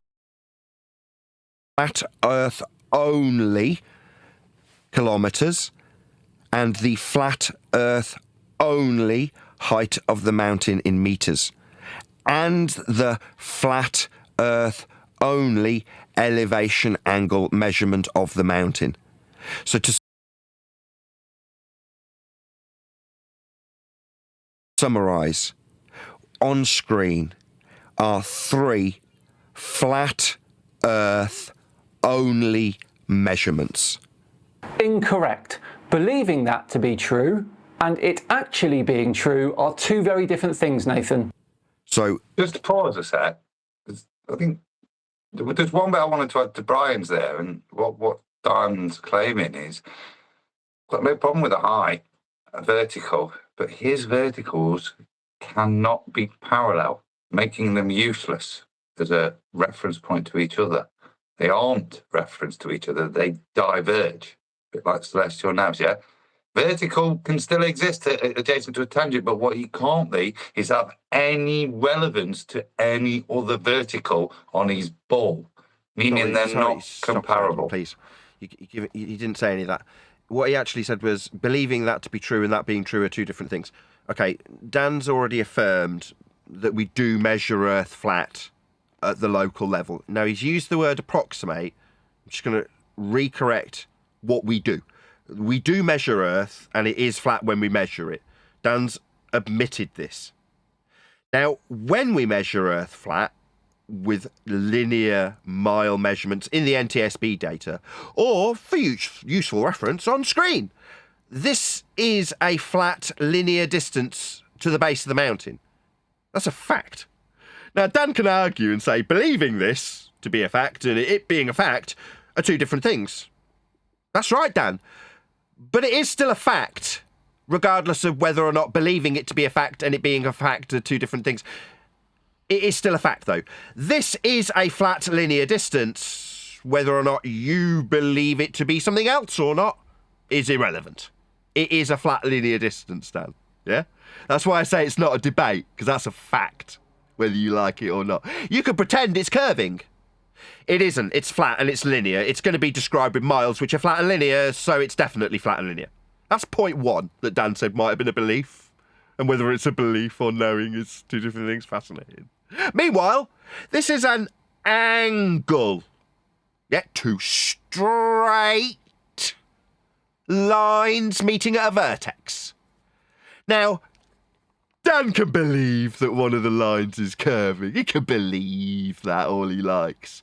But I'm just going to say it like it's a fact, because it is a fact. When I say that an angle, like an elevation angle, is factually two straight lines. Now, one of them's the surface. Now, me believing that one of them's curved, and it actually being a factually straight line, because if it ain't, it's not an angle anymore, Dan. You understand that, right? Or were you dropped on your head by careless parents? Because whether or not you believe an elevation angle can run along a curved surface, or whether or not an angle's definitely a straight line running along the surface, that's the baseline, Dan, is irrelevant. It's definitely just two straight lines. Or it wouldn't be an angle, Dan. Now, you can deny the surface level measurement in the form of this angle if you like. And you can say that Nathan just doesn't understand, actually, and believes that this is a flat earth measurement. Yeah, don't believe Jack. It is whether you like it or not, Dan. Now, me, I've put my reputation on the line in terms of whether or not the NTSB believe Earth's flat. No, they're measuring it flat, Dan. Likewise, all of the people who locally approximate it flat are measuring it flat, Dan. And this diagram that you've in no way contested describes pictorially how Earth can only be flat, or this wouldn't be an angle, Dan. Yeah, so just to summarise, because we've had two so far, this is a flat linear distance in kilometres or miles, and it can only be flat and linear, or it won't be kilometres or miles, Dan. You understand, right? It's not up for debate. It's the gold standard. It'll be made explicitly clear in my book. Thanks for the advert. That's point one. Point number two. This is an angle to the mountain. Now, Dan not liking it being straight lines along the surface is irrelevant. It is an angle, and it is along the surface. It is flat, whether Dan likes it or not. It's not debatable or contestable. Let's just get that clear. Last but no means least, we've got height. Off, guess what? Sea level. Why does it represent itself off sea level? Well, because it's perpendicular to it. Or you wouldn't get a distance or height with an angle with a straight line. Axiomatically, it must be perpendicular to the plane of reference you've measured with an angle. Axiomatically, requiring Earth be flat for it to be measured. Now, this is not disputable or debatable. These are facts. Why Dan has to say that you approximate Earth to be flat when we measure it locally. All right, so we're measuring Earth flat locally. Yeah, we do. Yeah. That means it's flat. Like, all measurements require it to be so, Dan. Just so we're all clear. Dan's wrong. Dan disagrees with flat Earth measurements from the NTSB if he suggests that it's just Nathan's measurements. If you align with him, then you're a flat earther. Well, then call the NTSB flat earthers because they use linear miles and heights off surface level or sea level. Yeah, they are flat earthers because they're measuring life and death measurements with respect to Earth as a horizontal plane, Dan. These are the facts in the matter. Earth is measured flat. It's the reason you get to pour scorn on me and suggest that you're not being rude while you tell your audience that actually sea level is geoid level. You lying scum. If I could just make 3 points there. Sorry. Go on then. If I could make 3 points there. One is a disagreement really more with Adam, as I would say that you can't describe a zenith from a tangent as a vertical, because that tangent won't be a horizontal. But that we can differ about that. It doesn't matter so much. But the other two things are that the angle he's talking about that you're pointing out is not an angle, just an angle. It's an elevation angle. It's an elevation angle, which is 3 straight lines meeting at 3 vertices, making a right angle triangle. So it's not just 2 angles meeting at a vertex. Nothing to discuss. And sorry, I was highlighting the angle in the triangle as you were describing it and accidentally pressed play on the video. Go ahead. all right, no worries. And the third one is you don't have to say linear miles. Miles are just linear by default. You can curve them if you want afterwards, but as a straight line, as a distance between point A and point B, they're just a mile. You don't need to say linear. It's just a mile. A mile is just a linear measurement. So you don't there isn't to say it's redundant. You don't need to say linear. And you don't need to tell me that it's redundant. You don't need to tell me that I don't need to put in the linear redundancy. And I know you're absolutely correct. I just want to agree and disagree simultaneously by saying you're correct, right? It is utterly redundant because along this point, right, miles are flat whether you like it or not. I don't need to say linear, like I don't need to debate the nature of how linear a mile is. It's part of the definition. Now, you either know that or you need don't. to be careful there. Go on. I've been pondering this. And the trouble is, if you say linear, it means it can curve. I mean, you need to be very specific in it. Because, as I said, if you don't know why a linear mile can't curve, don't say it. Why can't a linear mile curve, Adam? Like a linear mile can. You can have a curved linear mile. You've got to be careful with this language, is what I'm saying. When we're into this sense, it's the sense that the curved linear line is 0-dimensional. It's just a curved point on a surface. But by definition, mathematically, it fits the term linear, even though it's curving. So we have to make sure straight linear line. Fine. So I need to add a caveat. I'll just get told how redundant it is in when describing miles terms, to say that they're straight. I've just been told off for saying linear.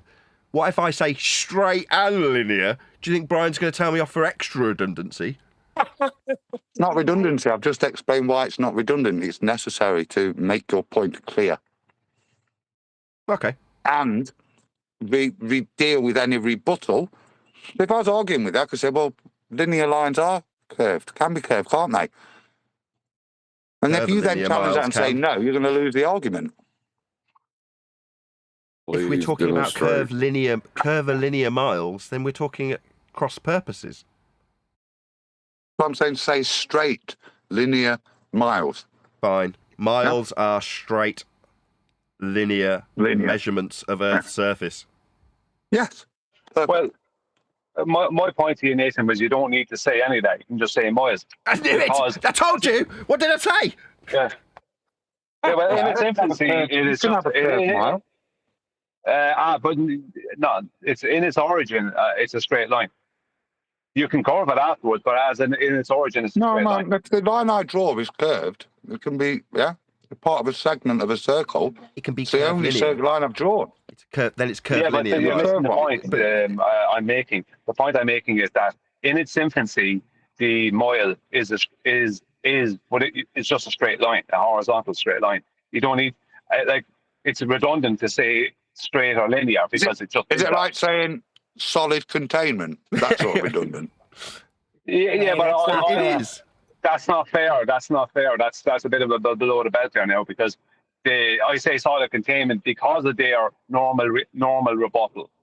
When we say just containment, that's the reason I say it. But when it comes to mile, I would I myself wouldn't feel like you can do what you want, but I myself, just so the public knows, I would just say mile, and because I know what a mile is. Well, not to start anything, but I did hear refractive curvature come in. Let me just explain to the audience what's happening, and then we'll get Eli and Neil's 2 pennyworth as well. Okay, so the concern here is, I'm more inclined to side with Brian unless I'm missing something that Adam will explain to me afterwards, perhaps. But the redundancy is only foregone because we are giving something to our opponent, right? Their argument in the first instance. So if we start explaining why it needs to be over-explained or used with redundant language, it's because of their rebuttal, end quote, whoever just said it, right? That means that we're automatically erring on the side of our opponents in this discussion will tell you that this works on this level with a ball, no pun intended. Therefore, my response is to use this redundant language. Now, I'm saying, why give them it? If it's unnecessary and redundant, then why mention it at all? A mile is what it is. Yeah, I was going to say, well, it sounds... There's no reason to also... there's no reason that isn't equivalent to a container. Saying it's solid is redundant. If something is contained, it's within something with a volume. Okay. Neil, go ahead. No, I thought I heard refracted curvature come in. I want to hear what he's got to say. Go ahead, refracted. I was just going to point out that in geometry, there are curves and there are lines. It's when we start adding in weird, wonky religions that we end up with curvilinear delineations of fabricated, intrinsic and extrinsic geometries. You really have to complicate it to believe you're standing on a sphere. Something that's contradictory words slapped together. Discuss here, Earth is flat. Now, we're going to assume a flat Earth and use some trigonometry. No. In order to apply trigonometry to Earth will be measured flat and is measured flat. Trigonometry doesn't care what shape you're on. It's just using triangles. relationships between angles and lengths on a local scale where... Oh my God. So yeah, because triangles. Maybe speak to Dave McKeegan. Go ahead, whoever's opening their line in G+. Yeah, he's just reified triangles into being something. They don't have thoughts. They're part of geometry, and you can only use them in certain ways. You know, if you're talking about measurement of Earth, you're going to use them in certain ways if the Earth is a certain thing. Otherwise, they wouldn't be used to go on. Is measured flat. Trigonometry doesn't care what shape you're on. It's just relationships between angles and lengths. On a local scale where curvature is negligible, normal trigonometry gives good approximations. But on large scales, spherical trigonometry is used. You know, the one that assumes the Earth is a globe, used by pilots and astronomers and GPS systems.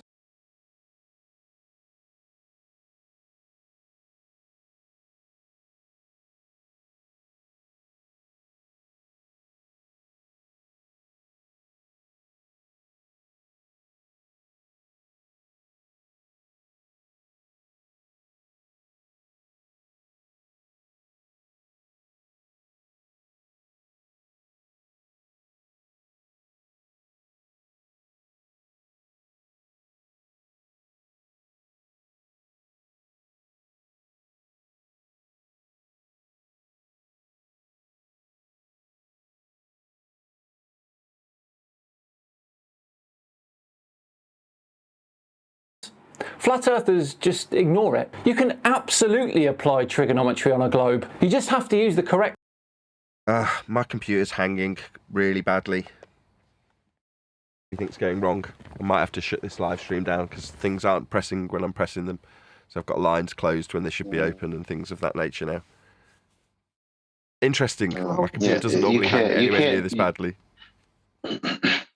You can't do trigonometry on the globe, like, because you can't use globe's surface as a part of that trigonometry. So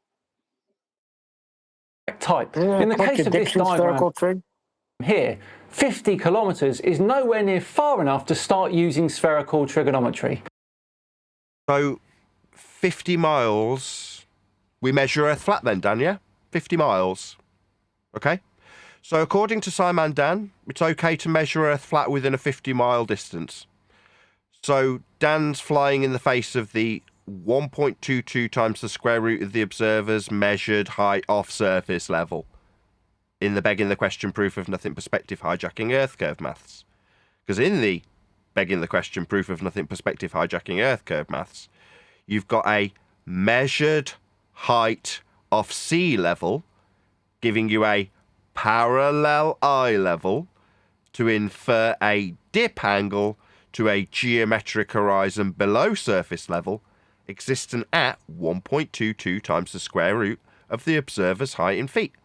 That is to say that according to the religion of a ball, Earth curves from all vantage points and measurable immediately.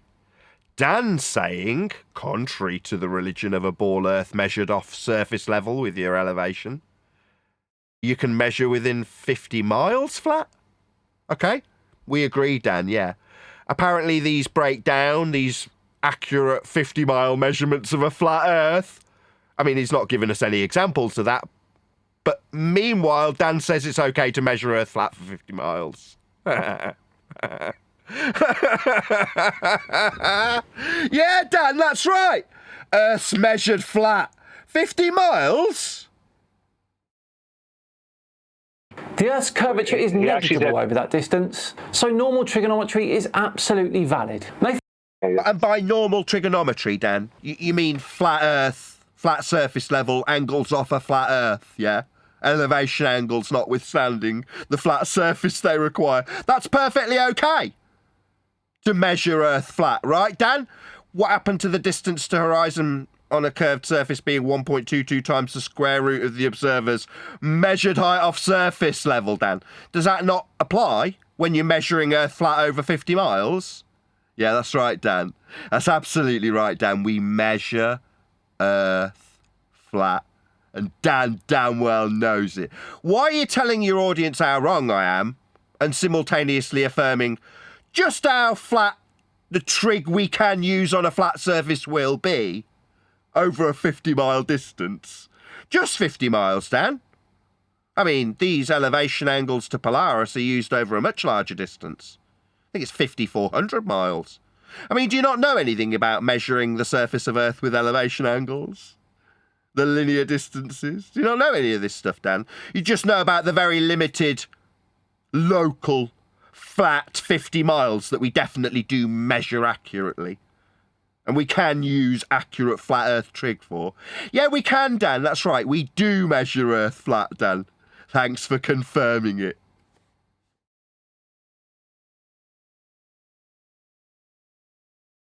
Nathan bangs on about Earth being measured flat. Nathan. Yeah, Nathan bangs on about Earth being stutter, measure flat. We'll get to that again after Brian's interruption. But yeah, we will listen to you saying about Nathan banging on about how what flat Earth must be for 50 miles. I'm not banging on about anything, Dan. It's just a fact. And not just 50 miles neither, Dan. But what is that? Is that the only amount you're willing to concede to at this point? Right? Just the 50 miles at this point, right, Dan? What about 100? Where does it stop being accurate? It doesn't. Trig only works on a flat Earth, Dan, whether you like it or not. Go on, Brian, then we'll hear this full quote about what Nathan bangs on about after him affirming how flat Earth must be. Yeah, just a point of correction. I tried to come in just to be correct, just so they can't jump upon it.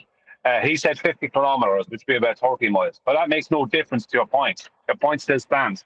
It's just that it's 30 miles as opposed to 50 kilometers or whatever. Oh, it gives them a nice opportunity to straw man me whether or not I know about dividing miles into kilometres or some shit like that. Instead of focusing on just how flat Earth gets measured for, 50 kilometres. Yeah. We're still measuring Earth flat, though, aren't we? In some limited capacity that Dan's decided to actually concede to in this exact example. So Dan's suggesting that we do and can only measure a flat Earth for 50k. Yeah, we can and we do, and Trig would fail if it wasn't flat, because it's dealing with flat Earth elevation angles, flat surface level distances. We're talking about a flat Earth when we measure over a 50 kilometre distance. Yeah. Definitely flat Earth measurements, and they're perfectly fine, says Dan. But he's supposed to be opposing me, right? He's not. He's agreeing with me, isn't he? Yeah, he is. It's like, I could literally show in GeoGebra, I could literally show where that 30 miles would fail immediately. Any amount of distance. I can show 1 mile, half a mile, a quarter of a mile will fail immediately because the surface he's claiming is curved. Not that it would fail, it's just it violates axiomatic principles if it's anything other than flat. I mean, I'm starting to sound slightly drunk as my brain starts to boil in the heat of this room towards the end of this extended live show, but I'm willing to suffer through it. I'm not actually drunk, in case you're wondering. It just gets really hot in here over time when the live show runs on like it is, and the fan stops being effective. So me and my dehydration will continue as I tried to say kilometres several times incorrectly. Meanwhile, the distance that Dan has conceded to thus far, we can measure a flat surface with. In terms of the angle and surface, will and can only be flat. Dan's concession thus far is irrelevant. Earth was always and will always be measured flat, regardless of Dan's pathetic concession to 50k. Not using spherical trigonometry. The Earth's curvature is negligible over that distance. Yeah, you're right, Dan. There isn't any distance measurement of curvature over 50 kilometres. Okay. Yeah. If you were to infer that there was curvature, though, it'd be at 1.22 times the square root of the observer's measured height off surface level. I mean, you'll need a flat Earth to measure your height above it to have a parallel eye level to infer the mathematics of a geometric horizon below the surface level. Now, obviously, being a scorned flat earther, you can say smells like a latrine. I can describe off cuff how you would infer that you've got immediate curvature from all vantage points at 1.22 times the square root of the observer's measured height off a flat Earth. That's surface level. And it must be a flat Earth you're measuring your height off, altitude, that is. Because if it isn't, you haven't got a parallel eye level to do this maths with a depression angle to your curve. The one you're denying. The one that is negligible, apparently. Yeah, it's negligible because it only exists in the maths and Earth gets measured flat in all instances. In this instance, Dan's prepared to concede just how flat Earth gets measured. It's just only prepared to concede to 50k. Right, Dan? Yeah, 50k. It starts small, Dan. It starts with a 50k understanding that Earth can only be measured flat for that 50k. That's where it begins, Dan. And before you know it, you're buying my book and telling the world that you've got heights above geoid level, actually. Meanwhile, we do definitely measure Earth flat. There is no debating it. It's the only way it works. So normal trigonometry is absolutely valid. Nathan. Normal trigonometry being flat Earth trigonometry, because there's no other way of doing it. As I start literally slurring my words. Bangs on about Earth being measured flat for another 2 minutes before going back to the video. Right, someone hold the fort. I do want to stay live, but I am literally slurring my words with dehydration. So can someone keep the conversation going for 2 minutes while I top up? Yeah, I wanted to say something, Mr. Ranty. I will. Mr. Ranty in chat says, if Adam is still here, that you and QE should pull out and write the book on your own and collect all the money for it. See, this is what happens when you have no friends. Neil, don't waste your time dealing with that, right? Look, that's only Ranty looking for attention, right? That's what Ranty's doing. Don't waste your time dealing with It's that. Neil If he has something to say to QE and Adam, he can join QE Live tomorrow night and say it. Yeah, well, I invited him to come in, but then he ran away. But here's the thing here. You see, that's something a Ranty guy would do, and he would do illegally. Because technically, if you think about it, we're talking about what transpired on Flat Earth debate for the last 10 years. And none of the arguments are Nathan's. So what's the point here? Look, I'm not going to address any more to do with Frankie. Frankie has something to say. He can join. He can come in, or he can join QE Live tomorrow night or something. Right? Rather than I'm not going to deal with his chat nonsense. Um, what I would say though is SciManDan says trigonometry is validated. Really? What a genius statement. So you tell me trigonometry works. Wow. I think he forgot to lay out the second part of what he was trying to say is validated on a globe. No, it is not. It cannot work on a globe. You do not have angular sizes on a globe, number one. You cannot use a right angle triangle as an elevation angle to a mountain or anything else on a globe because the baseline of that angle will not be parallel to the curved surface that's underneath it, which it must be to do this. But Right? In reality, horizontals. yes. Exactly. Sorry, verticals. That was the point. I mean, there was one point earlier when I was listening, Brian, in terms of what you said, responding to SciManDan, which I thought was very pertinent, which is that we just said again, angular size. Angular size works. We're able to use it to calculate the height of something if we know the distance, or conversely, we can calculate the distance if we know its height. That's because the baseline is fixed, yeah? It only works if you know the baseline and its rate of change, yeah? Which is there is zero. And therefore, angular size is relative to just distance. Second, you've got any kind of non-straight linear surface that you're applying to it. Angular size can still be calculated, but you've got to double dip. You've got to include that in your calculation. So I thought that was a nice point you made earlier, that they have to deny angular size works. Because in their world, for a mountain to get smaller at distance, it's only Earth curve that's causing it.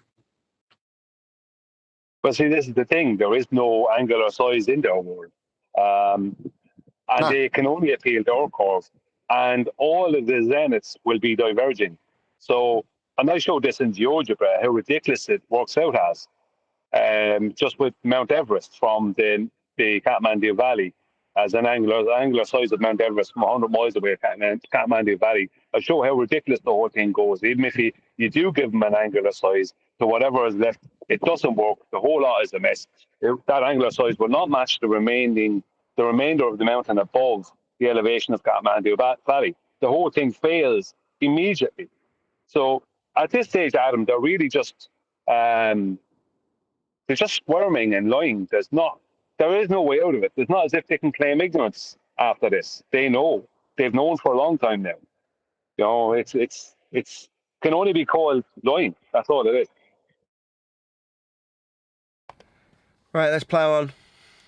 Hopefully my computer will hold up. Peak has an elevation 2,226 meters or 7,303 feet higher than Dr. Heffron's location. Only if Earth's flat. Again, axiomatically, it's on screen, right? In terms of the description of height, unless they're both on the same plane of reference, he can't give that description. Now, obviously, my critique of this from Ben is that once you've done that, you don't need to do anything else. It's kind of what I said at the beginning, and SciManDan's even used that, right? SciManDan's referencing me saying exactly that. Once you've described the height off sea level, and your difference from the position you're at versus the height of the mountain, it's only capable of describing axiomatically on a flat planar surface, as depicted.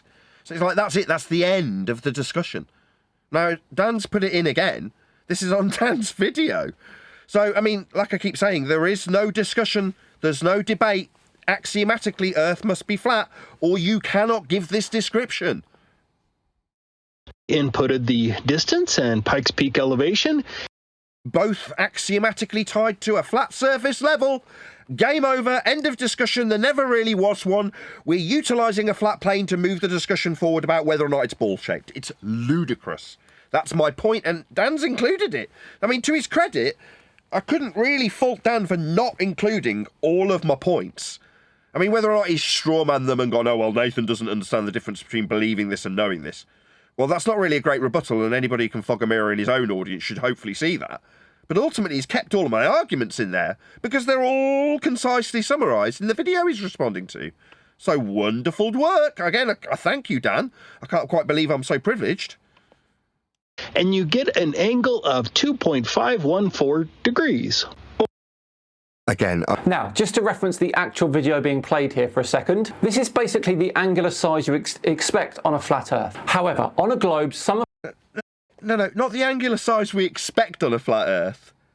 You can only measure angles if you're using two straight lines.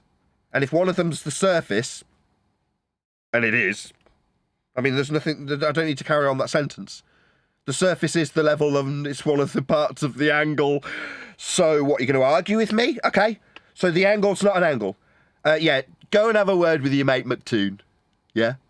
You see how he got on with the same problem. So you want to bend the angle? Okay, then you haven't got a measurement anymore. Oh, you want to keep the angle? Then Earth's flat. It's called the rock and hard place.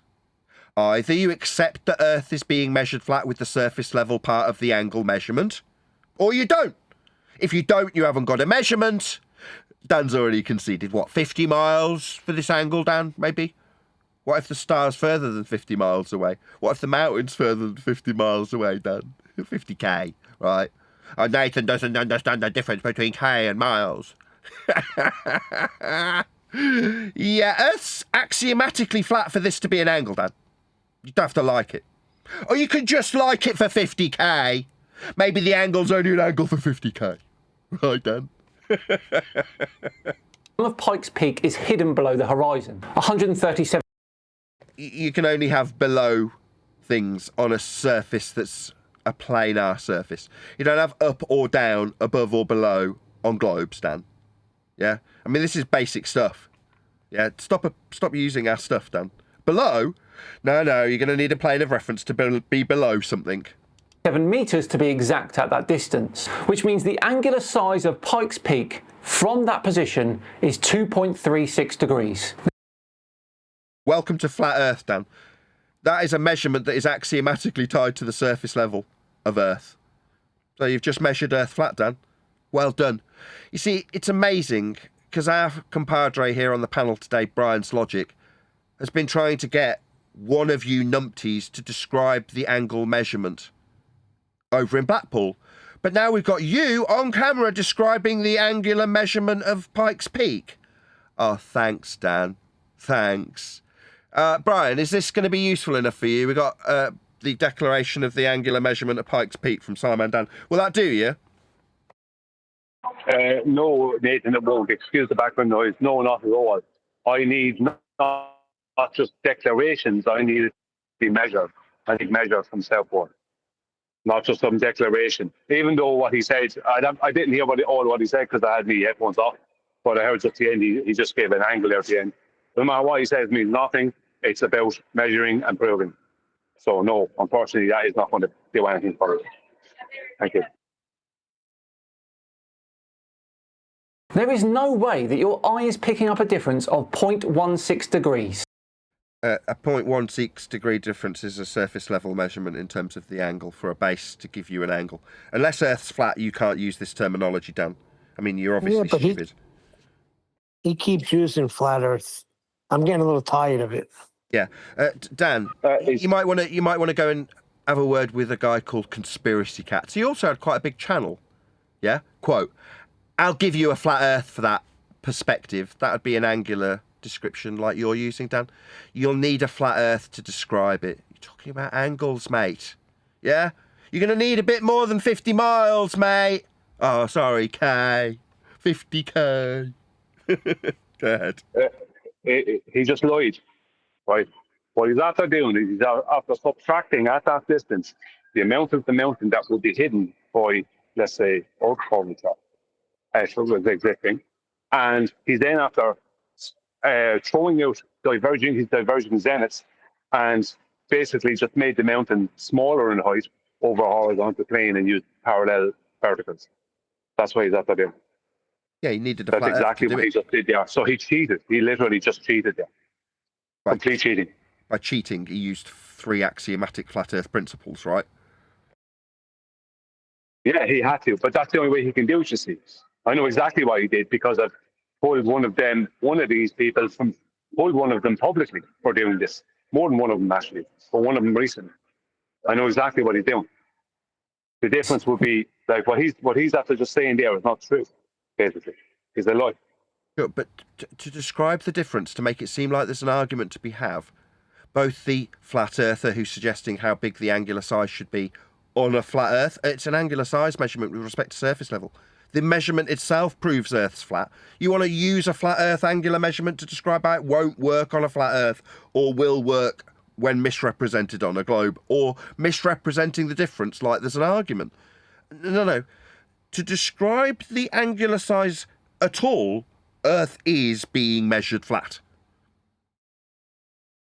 That's correct. No way. So this measurement proves nothing either way. Sorry, I'll just repeat it. For Earth to be measured in this way, with angular representations of Earth, Earth is flat. So when Dan says, what, it's a draw? No, if you want to have the argument, you can get on your knees and acknowledge how Earth will be measured flat with this. Yeah, like conspiracy cats did, yeah? I'll give you a flat Earth for that. Not, it's a draw if we measure Earth flat with angles. I'm afraid not, Dan. Just thought I'd throw that in. I've already thrown one in. That it's a draw if you use angles, it doesn't prove anything either way. You'd think that if Earth was a ball, you'd be proving it every which way and angles would be no exception. I'm saying Earth is flat and angles are no exception. Every Earth measurement will be proving Earth's flat. This is no exception, therefore, to have this argument at all, you'll be on your knees acknowledging that Earth is measured flat with angles, or you'll be what? Going, oh no, it's just a draw. No, Earth's measured flat for us to have this discussion, and when we do start having the discussion, you'll be on your knees acknowledging you're measuring a flat Earth, or saying you haven't got any measurements, therefore it's a draw. See, we used to just whistle past it. Now they're deliberately trying to whistle past the flat Earth. Preemptively summarise the flat Earth elevation angle only capable of a degree description with respect to a flat Earth that has been measured. Yeah, the handsome man is very right. It's almost like I said the same thing on the show he's responding to, and I can't quite believe my ears that he's playing this on his own bleeding video. But yes, Nathan from the past, it's almost exactly verbatim what I said 35 seconds ago, just more concise. Or 2 degrees, 30 minutes, 50 seconds. And that's a flat Earth only measurement. You cannot describe this any other way. If you're going to have it with respect to a surface of any description, it's an angle, therefore 2 straight lines, therefore Earth can only be flat. If you want to say that it's a draw because we're using this angle, you can, but it doesn't change that if you do, and we do, describe Earth with these sorts of measurements, they're perspective-based. Earth can only and will only be flat. That's how Earth does get measured, by the way. Now, I don't have to worry about this or lose sleep about this or say, well, if we're measuring Earth with angles, then it's a draw. Doesn't prove anything either. No, it proves Earth's flat because it is. That's how it's being measured in this respect. Whether you like it or not, Earth is measured flat. Again, buy my book. You'll hear all about this gold standard that Dan doesn't seem to want to acknowledge as a win for me. Yeah, Earth is being measured flat. It's not a win because it was never a debate. I don't take it as a win. It's just how Earth gets measured. Flat. What they want to do, what Simon's desperately trying to do, is throw out the measurements and say they're invalid, but keep the measurements to make his positive claim. Yeah, the measurements are okay over a 50-kilometre distance, but they're ultimately invalid and go to shit over a big, vast difference. Therefore, that big, vast distance means it's a ball. When the flat Earth measurements that must be flat break down. That makes perfect sense. In a la-la land where you were dropped on your head, measuring Earth flat at any stage of any game, and that meaning that it's ball-shaped, that makes sense if you're an idiot. Meanwhile, we are not idiots here. We appreciate that if you at any stage ever measure Earth flat, that means you measure Earth flat. And Dan measures Earth flat, doesn't he? 50k of it, right? Yeah, that means Earth's measured flat. 50k, I don't give a crap how much Dan measures Earth flat, because all of it's measured flat. Yeah? But baby steps, eh, Dan? Baby steps. Yeah, you can acknowledge 50 kilometres of it so far, right? Well done. Yeah. Just have a look at latitude, Dan, and maybe we can expand your horizons beyond 50k. Dr. Heffron calculated 2 degrees, 31 minutes, so they are pretty close. You don't calculate these degrees if you're talking about mountains in the distance with respect to their elevation angle. This is only ever a measurement, like depicted here. You absolutely do calculate these degrees when talking about how high a mountain appears from a certain location. You measure it. You take a measurement of its degree. What's Dan babbling about? Dan's got a... I love it. Dan's chosen the hard place. These aren't measurements. They're not, are they? So you don't have any measurements then, Dan? Right? You're relinquishing your measurements of Earth? Because these are Earth measurements. They're flat, and they are Earth measurements. But Dan says they're not measurements, they're calculations. So you don't have any measurements then? I mean, I've got measurements, angle measurements of Earth's surface with respect to the height of this mountain. That's Earth's surface as one line of the angle, and then a line to the top of the mountain. 2 lines terminating at a vertex. That's me measuring it with an angle measuring tool if I'm measuring the mountain. Now, me as a flat earther, I'm quite happy to say I'm measuring this mountain with an angle measuring tool, maybe a sextant. But Dan says no. No, we're not measuring, we're only calculating. So Dan doesn't seem to have any measurements of Earth. I do. Yeah, I'm going to use these ones, the one Dan's talking about. Yeah, because they're flat Earth only measurements, but Dan needs to relinquish them, it seems. They're just calculations, right? So you don't have any measurements then, Dan? I do. They're all flat. You use them too.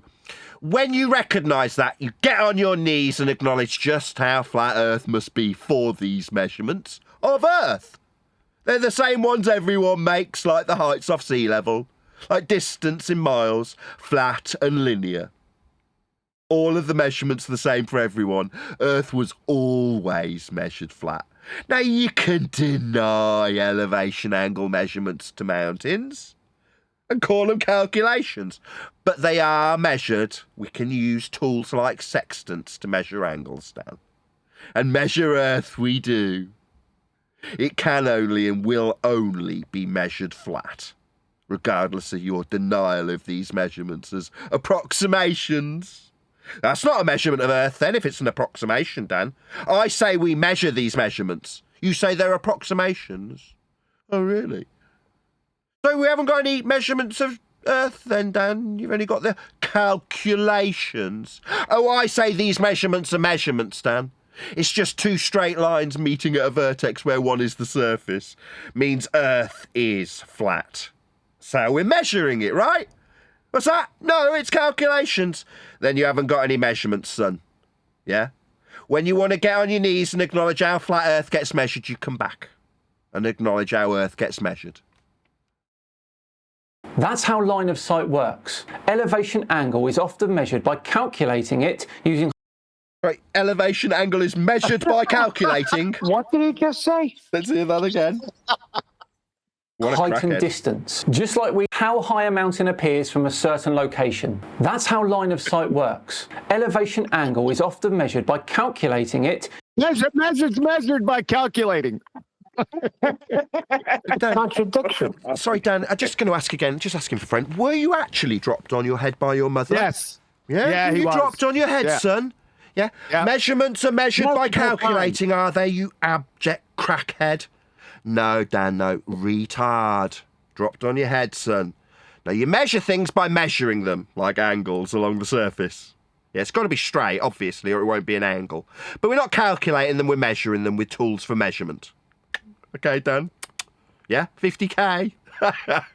Earth's measured flat, Dan. Yeah, we're not calculating these measurements, we're measuring these measurements, son. Yeah? Actually, we measure by calculating. Scratch his neckbeard. He's measuring calculated elevation angles off a geode. How much did you say? Don't forget. It's off geoid level. It's the bendy sea level of the geoid level. Not actually geoid level, height above geoid level. No. He said geode. You, because you have an agenda and can interpret what he's actually meaning, replaced it with geoid. That's not what he said. He said it was a geode. Yeah, but I also said... Did he really? I also said kilometers, like 4 times. But that perfectly aligns with... coherent with what I said. What I'm saying is, why focus on the misspeak? You're saying he said geode, correct? Yes, he did. I didn't hear that, I'll be honest. I normally have exceptional hearing. I am very bunged up and slightly sick. So We'll have to go we're back having a and listen 3-hour to it live later. show. We'll go back and listen to it when you're done here. Yes, indeedy. In height and distance, just like we did earlier. This is pure drivel, even for Nathan, and his book is going to be... Drivel? No, Dan. Drivel. Height. Height's off surface level or sea level. That's what height is, yeah? Altitude. You need a flat earth for it. It's not drivel, it's just facts. Yeah, the best you've had to offer is to call me stinky. That's the best you've had so far. You should have stopped while you were ahead. Because he failed third grade geometry. He doesn't know what an elevation angle is. He's an imbecile. A delusional Dunning-Kruger imbecile. Dan, sci-fi scam. You would fail intro to third grade geometry. Done. Be first class? Yeah, okay, Nathan.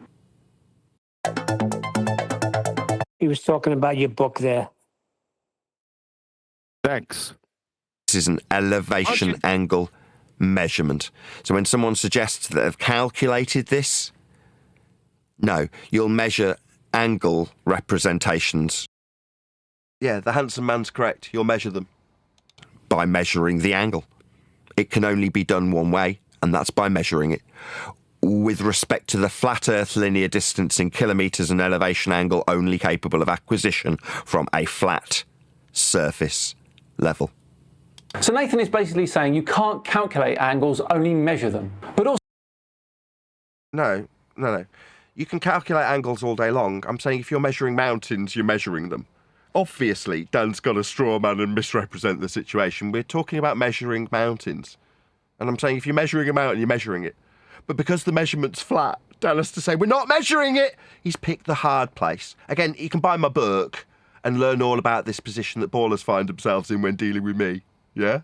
Which is you got two choices. The rock, that's get on your frickin' knees and acknowledge how flat Earth must be measured for this measurement of the mountain. Or do what Dan's doing and pick the hard place. It's not measurements, it's calculations. We're not measuring anything. Oh, okay, Dan, so you've chosen the hard place, huh? So you haven't got any measurements then, son? Just the calculations then? I've got measurements. Take out a sextant, point it at the mountain, measure it. Yeah, Earth will need to be flat. It's an angle. Surface level will be part of that angle. For us to have a valid measurement of the height of the mountain, if we're going to derive it from an angle measurement. It'll be a measurement, though. I'm not going to deny that it's a measurement and call it a calculation. Maybe I could call this sextant-based, Earth-based, measurement-based measurement an extrapolation measurement. I won't, because I'm not a retard and I wasn't dropped on my head. Dan can call it an approximation if he likes, but it's still just pointing a frickin' tool at a mountain. I'll call it a measurement. If it's a measurement of Earth with respect to the height of a mountain, it just requires Earth be flat. And that is how we measure Earth. And when we measure Earth flat, Dan goes in defense mode and says it's not a measurement, it's a calculation. Like that's somehow getting you a win. No, I've even got this crappy little position that you find yourself in defined as the hard place, Dan. The place where you're denying that you've even got any measurements. Because now they're calculations, right? So no measurements of Earth then, dum-dum. Well done, Dan. Enjoy the hard place. It's defined in my book that apparently I didn't write, even though I'm discussing very specific elements of the book's contents on my live show, on camera, without stuttering. I'm very dehydrated. That's probably not true. But yeah, I know. You're getting delusional. Wait while I'm ahead. He's geometrically illiterate again. Every single elevation angle is a measurement. It's never a calculation. Never. Also, only on a completely flat surface. I'd love to see Nathan stand in front of a surveyor and say, nah, you're doing it all wrong, mate. Why would I do that? Yeah. Why would I do that? Yeah, I would. I would if they're using anything other than the surface level. I mean, why would I? So this is just another straw man. Why would you love to see me going up to a surveyor? I mean, I'd love to see Dan going up to the NTSB when they study life and death information and say, you must be aligned with Nathan Oakley. Yeah? I'd love to see Dan go up to the NTSB and deny linear distance measurement or elevation with respect to surface level. I'd love him to say you're just flat earthers, you bunch of idiots, to the NTSB. I'd love to see Dan do that face to face. I'd love that. You can't calculate anything. Right, are they measuring or calculating, Dan? It seems like Dan's stuck in the hard place now. Are we talking to these surveyors who are calculating things? Are they in their office? Or are they out and about with tools to measure the surface? Which is it, Dan? Oh, is it just their calculations, right? Why would they need any tools for measuring then, Dan? What are they measuring, Dan? Is it angles and stuff? What's it? Can I hear conspiracy cats? I'll give you a flat earth for that. You're damn right you will. Why would he need a theodolite? You're right. He's talking about surveyors in the office. They can only calculate when they're not measuring Earth from the hard place Dan finds himself. Yeah, they don't need theodolites. Surveyors need calculators, right? Dan, sci-fi scam. You geometrically illiterate moron. Yeah, Dan, it's okay. We've defined where you're at, mate. You're in the hard place. When you want to accept that you have got some Earth measurements, you can come back and get on your knees. An acknowledgement of the Earth that is measured flat by you and everyone, always. Or you can remain in the hard place, denying that you've got any measurements. So just the calculations then, Dan. No measurements then, Dan. Yeah, I know, yeah. Earth's measured flat. In viewing. Measured angles shouldn't or should be something is a non sequitur that's beyond idiotic. Because I measure an angle to that tree is a statement about me measuring an angle to the tree in the distance. I measure an angle to this mountain is simply a measurement that is a prerequisite flat earth measurement, as opposed to it should be 2 degrees. It should be 8 degrees. No, it shouldn't be anything. It just is what you measure it. The angle to a mountain or a tree depends on height difference and distance. Both require Earth as surface level for them to be angles.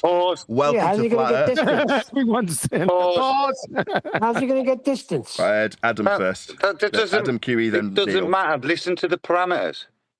What does it depend on? Degrees. No, it shouldn't be distance, anything. yeah, It just yeah, but not is curvature, what then, you measure it. The angle to a mountain or a tree depends on height difference and distance. Pause. Let Adam finish what he's saying. You didn't hear him?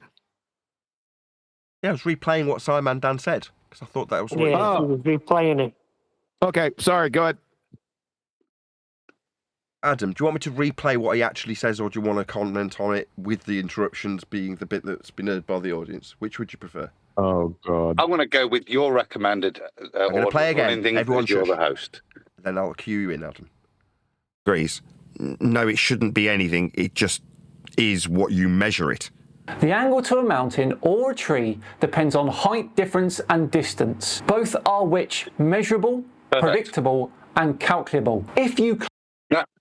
Right, that's fine, yeah? And on a flat Earth, the height of the tree does depend on its size and its distance. The same with a mountain on a flat Earth. Or if you live on a ball, unfortunately, the angular size of something is going to be subjected to not only its reduction at distance, but also the rate of curve, won't it? But as Dan's kindly pointed out, when we calculate these things in the real world, we don't account for curvature. No, there is no measuring angular anything on a ball. Well, you can try and do that, can't you? But it negates the point that Dan's admitting the parameters for doing stuff on a ball are not in the way he would do things. That's the important thing I'm hearing, that he admits that the way you calculate the size of something by measuring its angle is to assume you're on a flat Earth. And whatever you do not include rate of drop, which would affect your results. Otherwise, you'll get the wrong size of the mountain, won't you? Mm-hmm. Yeah, and I'm saying if you're going to be in the hard place, that is the deception that you've only got calculations and nothing's being measured because the measurements are all flat, then you can stay there. But the moment that you do the other thing, which is the rock, then you'll have me saying, so you're back on your knees, in acknowledgement of the flat surface level that you need to measure, aren't you, Dan? How cool it is to see you on the rock. Yeah, on your knees, and acknowledge just how flat the surface level will be for these measurements. Yeah, but you got something better. He's just told you unequivocally that you do not, no matter how far away the mountain is, whatever you do when you're working out, when you're calculating its height, having measured its angle, whatever you do, don't, to be accurate, assume there's any curvature. In fact, keep the curvature rate at 0. That's what he's just told you. Yep. Claim the Earth to be flat, your prediction for that angle will be different than if we assume it's a globe. No and you can absolutely prediction. test that. There's no predictions for elevation angles. Predictions are only in natural science. You don't predict elevation angle. What do you mean? You guess? Yeah. I think it's 24. Yeah, that's what he's doing. He's taking what is a flat Earth only measurement and saying, hypothetically, if we ignore that it's a measurement and say it's a calculation, then I can compare what is called a calculation in terms of its predictive capabilities within two contrasting models. Let's see how this calculation of the angle works on a flat Earth versus how this calculation of an angle works on a globe Earth. No, what I'm saying is, if you want to discuss how these calculations of angles, the measurements are flat. So if we're going to move forward in this discussion, then we're going to be using angles that are only capable of measurement from a flat Earth. So you're back on the rock, yeah? Like I say, you can hear all about Dan's unfortunate position with this respect. Back on the rock, acknowledging that, oh, well, if we compare and contrast how flat Earth only measurements work on a globe, if we call them calculations, if they're calculations, they're not measurements. If they're measurements, then Earth's flat. It is that simple. Nathan saying it just is what you measure is a way of dodging that model. Oh, sorry. Me saying it is what we measure is dodging a model, is it, Dan? No, I'm saying it is what it's measured as because it is what it's measured as. If I say we measure it as flat because it's flat and that's how we measure it, that seems perfectly reasonable. But Dan says it's unreasonable to accept how it's measured. That would be dodging a model. No. I'm saying that if you want to use these flat Earth measurements to acknowledge your model, then you're going to be on your knees acknowledging how Earth gets measured flat, maybe just for 50k at first. But eventually you'll accept the entirety of the surface level that we are measuring. Because you don't have a model without the flat Earth measurements. I'm not dodging a model when I eloquently unpack heliocentric derivations of flat Earth elevation angle measurements, for example, to Polaris. That's not me dodging your model. That's me explaining to my audience how your model of a ball is created with flat Earth measurements. It seems like Dan's dodging the flat Earth prerequisite measurements of Earth's surface in order to affirm his model. My God. Yeah, that's what I said. Can we see that model that he created? Is that what you were laughing at, Brian? Go ahead. No, I'm on the same trail as QE. You're claiming that he has some model. Can we see this? As you're claiming it. Well, the globe that they derive with a radial value that's used to extrapolate out into things like the begging the question proof of nothing perspective hijacking Earth curve calculator, utilization of an R value derived from a minimum elevation angle measurement off a flat Earth to Polaris. That would give you an R value for you to deny on a local scale at 50 kilometers. We've got a distance to a geometric horizon below the surface level. We're measuring for our height for a 1.22 times the square root of said height above surface level.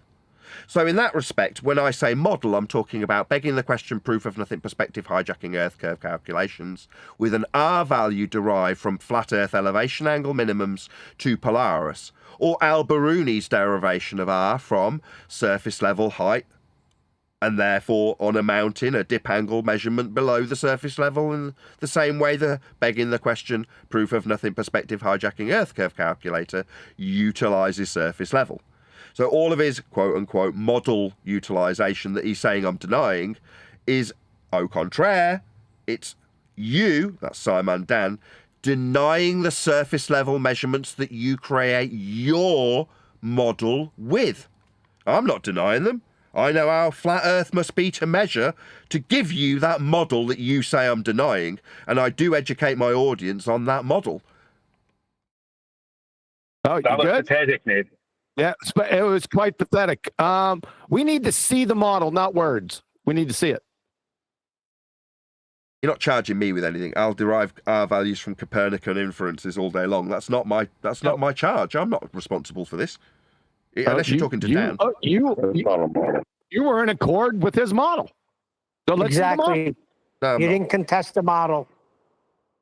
Hold on. Normally Neil's the voice of reason. Am I guilty of something here, Neil? Yes. You didn't. You did not contest the model, so you agreed to it. No, I defined it as the So you must be Copernican able to produce derivation. this model. I described it as the Copernican derivation. I don't feel like I'm guilty. I'm not accepting this charge. No way. You described what? The model? The R Yeah, derivation, yeah. that's it. Like, to give us what's on screen now, right? This. Where'd you get the radial value for this? That ain't a model. Okay. Could you give us the exact waffle you just gave us there a minute ago? All of it, please, verbatim. You're guilty of that. No, I cannot. He's not. Because the globe He's model not works and the flat Earth one does not. What model? Give us that model, Dan. Give us it now. There you go. What model? There you go. You happy? Yes. Yes. Yeah, So what's here on we screen are now is into- a diagram, it's not a model. It's just showing a relationship between measurements. It's not in any way a model. Oh, that sounds like you're going. Everyone's against me today. Well, thanks a bunch, John. You used to be my favourite. I thought you loved me. I've been trying to tell you this for like 5 or 6 years now. Fair enough. Right, can the ghostwriters pipe down for a bit, please? The dicey realms of what things should be. No, what they are measured as thus far is flat. And that is the end of the discussion, because there isn't one. If you're going to suggest there is a discussion moving forward, then please, ball believers, on your knees acknowledging the linear distance, perpendicular elevation, and flat Earth prerequisite elevation angle. Yeah, okay. On a local scale, I will acknowledge all of that. Just a couple of points though. Measuring linear distance doesn't mean the Earth is flat. It means you're measuring the shortest path between 2 points. He's done. He's done. So he would agree locally it's a flat horizontal plane. So if we got everyone, in theory, to measure on locally, then the whole thing's flat. Yeah, we do. That's Yeah, he how hung it has himself. been Yeah, measured. you can't It is measured in that snap way. It's it on all at all. with respect to sea level, though. That is how it's measured, isn't it? No, get focused now. He said locally, right? So if we get everyone locally to do the same measurement, then the Earth is flat. He just agreed with that. He's an imbecile. Yeah. What Yeah, I'm it's saying is, just- I it's don't. just with Yeah. the palms Let at me all. just acknowledge QE. Just one sec. Yeah. Yes, QE. If we make it seem like it's a debate point where it matters whether or not Dan and his crew agree in terms of how Earth gets measured for him at a local level, then yeah, if he and all his numpties with their heights above geoid level agreed, then yeah, they'd all be measuring a massive flat surface level area locally for all of them. But meanwhile, Earth has already been measured, and it's all with respect to sea level. Not actually height above geoid level, but just all with respect to sea level. It's already been measured. Geode. Geode. Geode level. Pardon me. Have you taken into account that it's a Home Depot? Earth is like Home Depot. Over small distances, you can use straight line approximations. But over large distances, we use great circles, which only makes sense on a globe. No, you don't. No, you don't. No, you don't. Show. Dan's never used a map. Yeah, Circles are sure. flat. Show Dan's these never used a map. He's never used a compass. Go ahead, Brian first. Thank you. No, we both said show. Exactly, yeah. He's telling lies again. Oh, just the one word then. Show. Just show. Yep.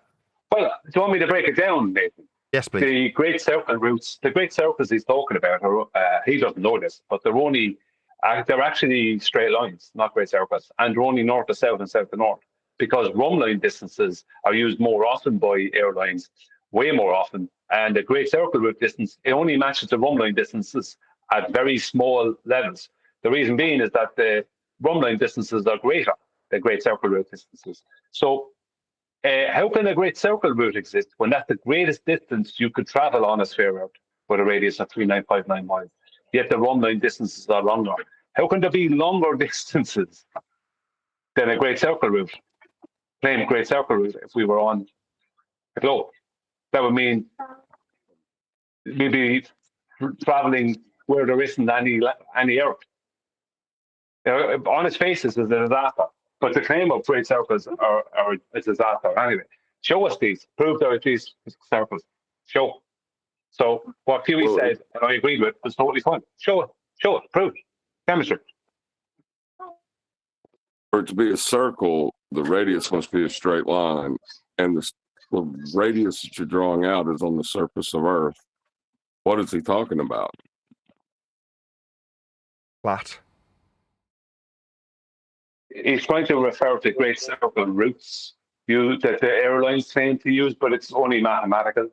Like even that, remember that navigator on the ship said, they call them great circles, but they're just a straight line. There they are on a map. Remember he said it. These supposed great circle routes, they're just straight lines. Run line distance, and most of the time they fly run line distances because the run line distances are more correct. Run line distances are longer often. So how can you have a longer than a great circle route distance on the Earth if the Earth is a globe? Why wouldn't you have a spherical route? Why a circle route? Isn't a circle flat? Yeah, that's another point, exactly. You know what I mean? Look, the whole lot is made up. It's QE is correct. Show, prove, demonstrate. It will be 100% required to have this claimed to be discussion, which it is not. Upon your sinking to your knees in acknowledgement of the flat Earth we measure, and we only measure a flat Earth. I just want to thank Dan, not only for putting out the information about my book, thanks for using that bit of the video, but also for sinking to your knees in acknowledgement of the Earth that is measured flat. Yeah? Thanks, Dan. It puts an end to any suggested discussion. Well, it doesn't really, because we don't only measure Earth flat. Oh, we don't only measure Earth flat. So we do measure Earth flat, Dan, but we just don't only measure it flat. No, you calculate it into a sphere, but you absolutely, without question, require Earth to be measured flat in all respects and aspects, because that's how it's measured. As you admitted to, Dan. Good. He's made a claim of measurement now. It's demonstration time. No more talking. Demonstrate. John, we don't only measure Earth flat. Okay? Which would require measure Earth flat. Can we get a J on that? Because that was great. We measure a flat Earth. It puts an end to any suggested discussion. Well, it doesn't really, because we don't only measure Earth flat. We measure it curved. Long-distance geodetic surveying must apply spherical Earth models. High-altitude bloom flights measure Earth's curvature. The properly conducted Bedford level experiment does too, as well as countless other things. Dear I mean, those are his standards. Countless other things. Right, altitude is off sea level. Let's just do that. Let's just break down his list, and because he's put he's scattergunned right at the end. Maybe he knew we'd be responding to this, and it'd be me at the point of exhaustion. Right, let's have a listen to this list. Are we not commenting on that one? Well, I'm going to play the list again. So yes, hold on, Adam. Yes, we're going to play the list through again, and then you're going to respond to hopefully all of the aspects in the list. Ready? Earth models. High-altitude bloom flights measure Earth's curvature. No, Altitude itself is off surface level or sea level. That's how you describe the altitude. So again, you're either, Dan, if you're going to describe the altitude, it's height off sea level. Sea level. Perpendicular to it. Vertical, orientation, height, up. All of these things require Earth. If you're describing Earth in measurement form, to have an axiomatic connection to the surface level for height, Dan. So before you get onto your straw man that you use after the fact, you need to be on your knees acknowledging the flat Earth that's perpendicular to your altitude measurement. Oh, you can deny that it's a measurement. No, they're calculating their height off surface level. Sorry, they're calculating their height off surface geoid. Right, Dan? No, geode. Geode. It's the height off surface geode calculated actually neckbeards of the world. The properly conducted Bedford level experiment. Oh my. The Bedford level? Bedford level's a flat Earth shit show that Dan's appealing to for Earth being measured as a sphere. The Bedford level? Hold on, Dan. Is the Bedford level bigger than 50k? Are you having me on? Yeah, you kind of missed that one. Is it an experiment? He said the Bedford level experiment. Yeah, it's not an experiment. It's not the assertion of cause and effect reasoning based on the observation of a naturally occurring phenomena. Far from it. He's an idiot. He doesn't know what science is. Yeah, he'd fail 5th grade intro to general science also, along with his 3rd grade geometric illiteracy. He's an imbecile. Correctly, what did he say? Correctly what? Correctly done or correctly something? Bedford level. What was it he said about correctly? I think correctly performed. Ah, yes. Experiment. Yeah, right.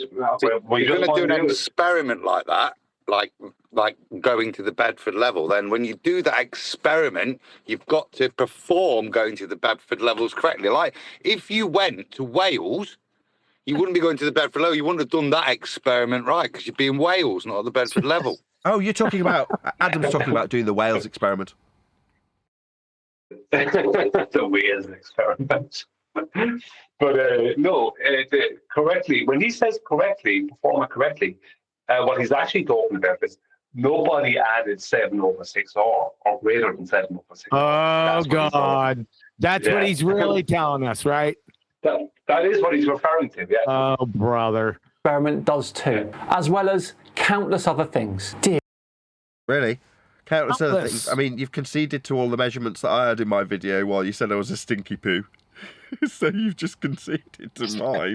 They're actual measurements of Earth, though. I mean, no one's utilising the Bedford level to suggest that we've got locally greater than 50k of flatness that you've conceded to.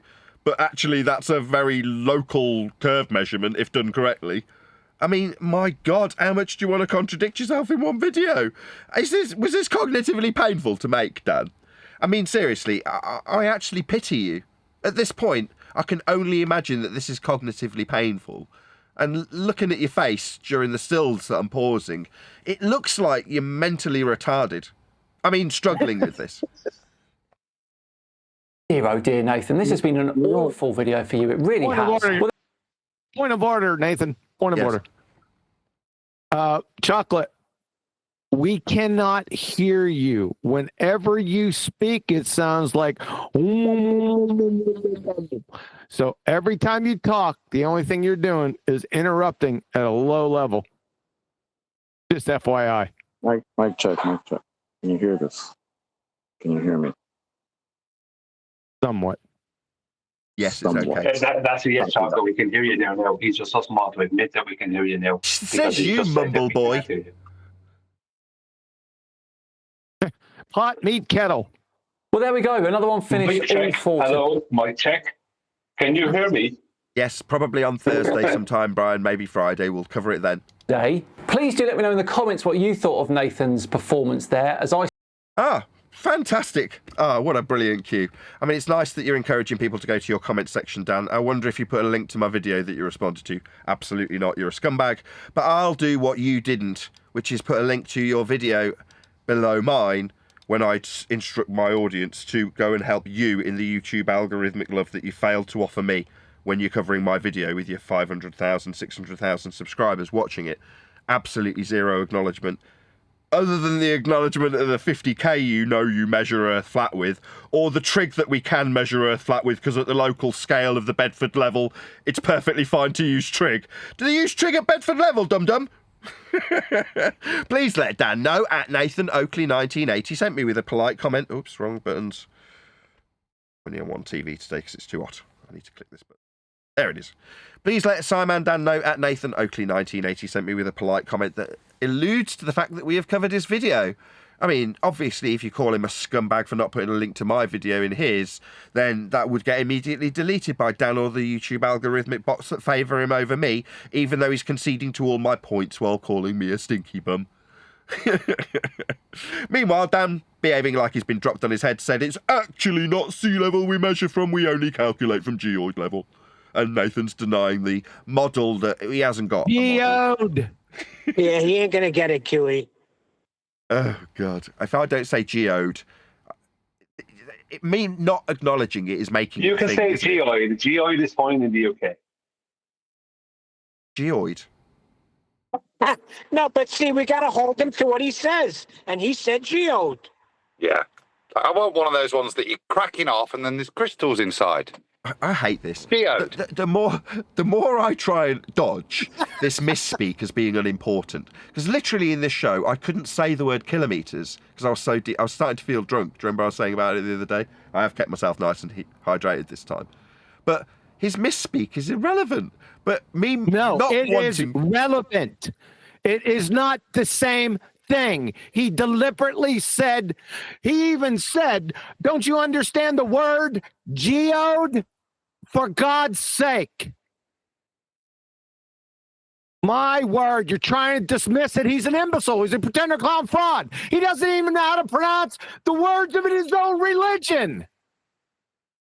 My word. I say we're all done and dusted for another one. Thanks so much for watching today. It is as ever appreciated. If you enjoyed it, please do consider subscribing to the channel, hitting the thumbs up button too, and sharing as well if the feeling takes you. Thank you. I've been SciManDan. Have yourselves a great day, and I'll see you tomorrow for our favourite demonstrable realist.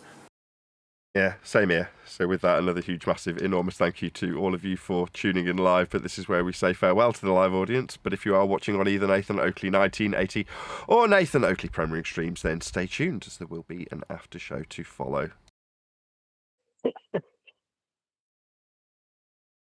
His audience deserves him. Nathan's right about that.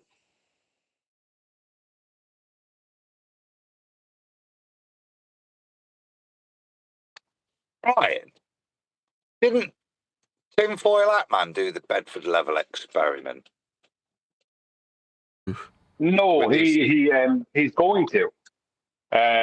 It's that he did go there to do it, but the conditions was really bad that he was just looking at this wavy picture in the distance.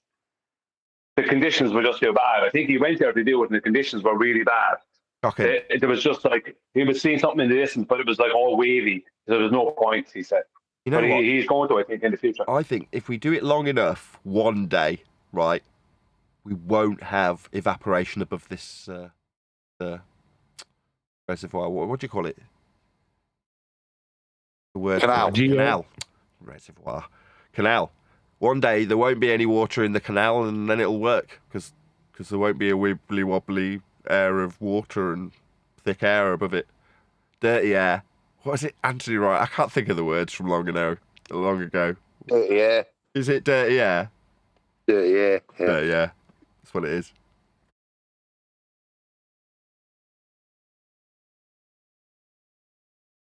Oh, it's stupid. So we should ascribe this shit to them. SciManDan can have the Bedford level experiment, which it isn't. Okay, that's your standards. So when we're actually doing any proper measuring of Earth, we're measuring it over 50k, say. It's all flat, all works perfectly well with trig. It's all good. But when we want to prove it's a ball, we'll use the Bedford level. Yeah, dum-dums? How long's that? Yeah? Couple of K? Well done, dickheads. What the hell? Yeah, you can have it. Yeah. But when we're actually doing proper measurements of Earth, we measure it flat. You dickheads can have the Bedford level. Keep it. What's that? You haven't got a good enough day to show how refracted it ends. Okay, yeah, good. No, actually, it's a joke because it corrects. Sorry, Chocolate. Go on, go ahead. No, I was just going to say my favorite part is that the Bedford level experiment was high on the list, but to top off to round off the list, there was countless other things. That's my favorite part. Countless other things, but the Bedford level had to get a mention. That's pretty funny, considering that now that's one of the globe proofs. Interesting. They want us arguing about this crap. Look, the crappy feast and nonsense garbage that Rowbotham was arguing about hundreds of years ago, that's our globe proof. Yeah, meanwhile, I'm telling our audience how the book that's about to come out will be lasting several hundred years before it's bettered. Well, what's it really replacing? In my humble opinion, this crap that was full of feast and nonsense. That's what it's replacing. So when people moan about it, and let's be honest, the starting line looks good to me. There's quite a little crowd gathering around the starting line for this book. Normally, you launch the book and then you get into promoting it, and then people hear about it. Seems good to me. Got people gathering around waiting for it to be launched. Fantastic. That's because they're absolutely scared shitless, aren't they? Let's not pretend this isn't happening the way it's happening. Dan's conceding Earth's flat in this video about me. It doesn't matter which way you dice it, more than 3, 4, 5 times he's conceding how flat Earth gets measured. Isn't he? Why? Well, he doesn't want to be caught with his pants down when people start realising it. This is his early concession. Oh, Nathan's an idiot. Concede that Earth's measured flat this way and then tell them it's an idiot again, so we're all in line with the rhetoric up until now. But offering himself a little bit of plausible deniability as far as I can see. Oh, really, Dan? Just want to get it in early that you did acknowledge how Earth got measured flat, right? I mean, you only acknowledged it in a little bit of 50k capacity whilst telling your audience I was still dumb, though, right? So it's all good by your audience, right, Dan? Oh, dear. I see it like it is. Get your concession in early. Yeah? Locally flat. Locally flat? Right. Now, Jaron's done it in a different order. Pretend to be flat Earth and then fall on the sword of locally flat and then go back to the globe. Dan's doing it the other way around. I don't give a crap. One by one, they'll all acknowledge just how Earth gets measured. It's never going to change. It always was measured flat. I mean, let me level with you. You know, from human perspective, Earth curve is tiny. So therefore, we measure flat. I mean, that's literally what he said. He spent the entire video telling us how Earth is measured flat. But it breaks down at big distances. Okay, SciManDan, that's adorable. They're all trying to get ahead of the book. No, they're all trying to get ahead of the measurements that they can't do anything about. That's what they're trying to get ahead of. Well, that's what's in the book. So, yeah. But there's lots of stuff in the book. But what SciManDan is trying to get ahead of is the measurements that will be spoken about in the book. Yeah, you're right. Yeah, that's correct. He's trying to get ahead of the measurements. Control. He's got to, like, I just compared him to Jaron, but Jaron's used it as an exit strategy. But how is that any different? He's acknowledging the measurements of Earth are flat, isn't he? He's trying to get ahead of the measurements. That's a good way of putting it. So much so that he's willing to lie. Yep. As what I said he did earlier, he did. What he did was take the amount of Earth curve that would block the bottom of the mountain for the observer, mathematically, basically make the mountain smaller, and then use 2 parallel verticals and a horizontal distance between them, the observer and the remainder of the mountain, to give an angular size. So that is not correct. He didn't diverge his zeniths, right? And he doesn't have an angular size on a globe, number one. But he didn't diverge his zeniths. So the amount of the mountain that the observer would see would not be what he just tried to calculate for. You understand? If you were talking about his paradigm, you would not get what he claimed. He said, say a surveyor is not going to do 0.116 whatever of a degree. Well, surveyors can actually do that, but measure it out. It's more, but to a pretty accurate standard. The point being is that what he's after using to come up with that figure is fraudulent. He's using parallel verticals and a horizontal distance between them to do the thing. So he's basically just talking about a smaller mountain. A mountain that doesn't exist in that position in reality. That's what he's doing. It's ridiculous. I mean, what I heard was him telling his audience it's okay to measure Earth flat. In some capacity, it's flat, so it's okay. But that's only because it's a really big ball. Sound familiar? Yeah, they must account for curvature on the bigger scale. Anyway, moving on. No examples, no demonstrations, no processes. They do it like this. They start at point A, and then the next point is point B. There's no processes being extrapolated upon by him or any of the rest of these people, because they don't do what they're saying. They don't measure. They don't account for anything. They don't have to account for anything. It's bullshit.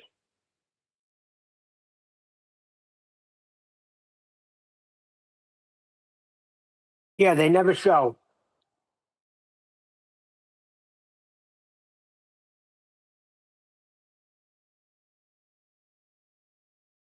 Exactly. No demonstration, no showing, no even detailing of the process.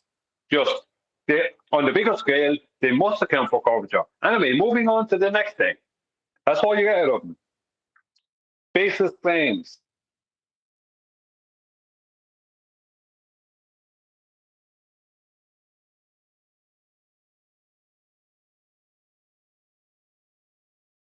Brian, from the human scale, curvature is tiny. Therefore, we measure it flat, locally. I mean, look, let me level with you. Even the surveyors use a flat reference to make their approximation. Man, come on. So everything I just said agrees with Nathan Oakley, but he's also wrong. This is what we're listening to. It's insanity, man. No, Doctor, I'd like to see you go up and say to one of those surveyors that he's not measuring curvature. That's what I'd like to see. Go up and tell him, Chocolate. I'd like to see that.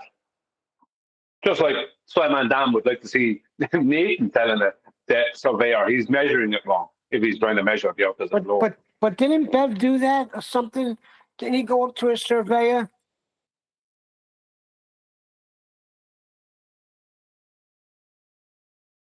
Yeah.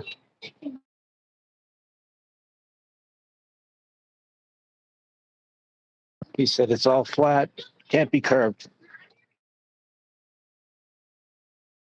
That was Bev, right? I think it was Bev. All of them. Dan's just the first to come out and confirm this in a big way. Yeah, we can measure Earth, but that's perfectly acceptable. It's because it's negligible on a big scale. The curve, that is. That we definitely measure because when we measure it flat on a small scale, it doesn't work on a big scale. So therefore it's curved. No examples like you say, but he's affirming how flat we are allowed to tolerate it being measured. That's what he's telling his audience. It's okay to measure it flat. That's what I took away from that. Did anybody else take the overarching theme of it's okay to measure it flat? That's normal. Doesn't mean it's flat. At some point, he said, literally what he's okay, so. Sorry, man. Yeah, I agree. No, I think that's what I take from it. That's what I heard the entire time. Every time he tried to say it's spherical, but that came from locally flat measurements that it seems like he's okay with to say. He even said we don't only measure Earth flat. Wait, so you are measuring Earth flat? When you say you don't only do that, that means you do that. Are you an idiot? What were you going to say, Adam?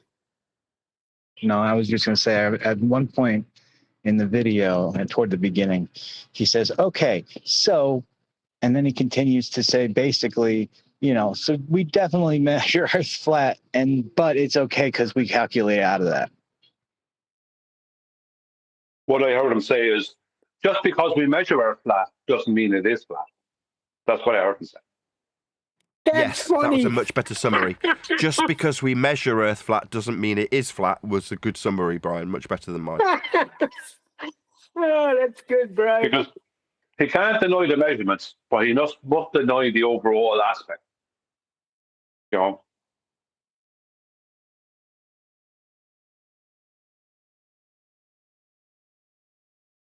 Just because we measure Earth flat, it doesn't mean it's really flat.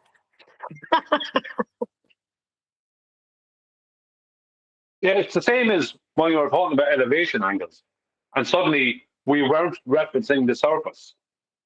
So the elevation was the elevation above what, a tangent? Do you know what I mean? It's the same thing as that. They accept the measurements because they can't not, then they deny the overall aspect.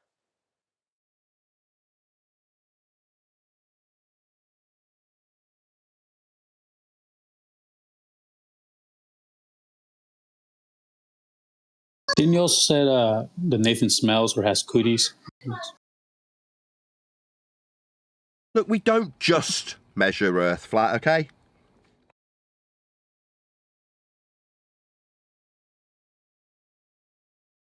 We also calculate it to be flat. And that's okay. Like, that's what he sounds like he's saying. Like, we don't only measure it flat. We do measure it straight. But it's okay that we also measure it flat. Because we have to. Because we can't measure it spherically because the curvature is tiny from human perspective. Therefore, everywhere you are locally, you will measure that flat. Well, what he's saying... Bravo to SciManDan for this. Sorry, but... No, you're okay, Chocolate. I didn't realize that you weren't finished. Well, what he's saying is he's talking out of both sides of his mouth, as QE would say. Is that in one instance, he's saying the surveyors are measuring it locally. Now, locally is going to be wherever you can see, right? Regardless of the distance, if you can see it and you can measure to it and of it, then it's local for you, right? If you want to say that. The surveyors are measuring the Earth flat locally, but they're not measuring it flat at the bigger scale. But you can only measure locally. If you can measure outside of local, if you know what I mean. It's like if you're standing on a mountain, you're a geodetic surveyor, and you're measuring the angle between you and some other mountains, blah, blah, blah, that you've already established the distance between, et cetera, then you're measuring your local area of your workspace, right? You can't measure anything that isn't local because you're not there to measure it. For it to be local, you have to be there, right? So these bigger extrapolations that he's talking about are nothing because they don't measure any of that. They measure what they can see. And if they can't see it, they can't measure it. It's that simple. So in one way, he's saying surveyors are basically aren't measuring the curvature because it's negligible. So a drop over distance is negligible to surveyors who can measure within seconds of a degree. A drop over distance is negligible. But like with a total station, for instance, yeah, it's just negligible. Right? Is he crazy? Is this It's them high altitude balloons that do the measurements. Speaking of altitudes, listen to this nonsense. Airplanes maintain a consistent distance from the center of the Earth, which means they automatically follow curvature of the Earth. Is that a bunch of lies? Neil, I don't even know where you're getting that nonsense from. But, wow. Not according to pitch data, right? And the lift effect. Listen to this. Airplanes maintain level flight on a globe by using you can't. You said level, that's it. You said, no, you have to contradict yourself. Level flight on a globe. That's it. It's over. Let me just read and then you respond. I don't need to hear it. I know what it is. I've heard it a billion times. Level flight on a globe by using, it's funny to me, so I'm going to say it, by using autopilot systems and instruments that monitor altitude and adjust for Earth's curvature. Creating which instruments do that follows the curve of the Earth. Wow, that's perfect. Which instruments adjust? Which are these instruments that adjust, please? You're after reading it out. It must be your friend. They don't say it. Let me see if I can find. Okay, instruments. Okay. Altimeter. The altimeter doesn't adjust for anything. It gives you, based off of air pressure, your altitude above sea level. So no, that's not going to work. What's the next one? Okay, next one. That's the only instrument and went under is altimeter, and they're claiming that it measures the level of flight by using a barometer. Begging the question, right? That it's a begging the question. What they're trying to do is beg the question with an altimeter, something that deals with altitude above sea level. It's like I don't even like these Yeah, they things. do I don't admit know the how you sea even read level. them out. They do admit the sea So level that's it. part It's at the over. end. They're contradicting themselves. Their claim contradicts what's going on in reality. It's done. Claim is over. There's nothing left to talk about.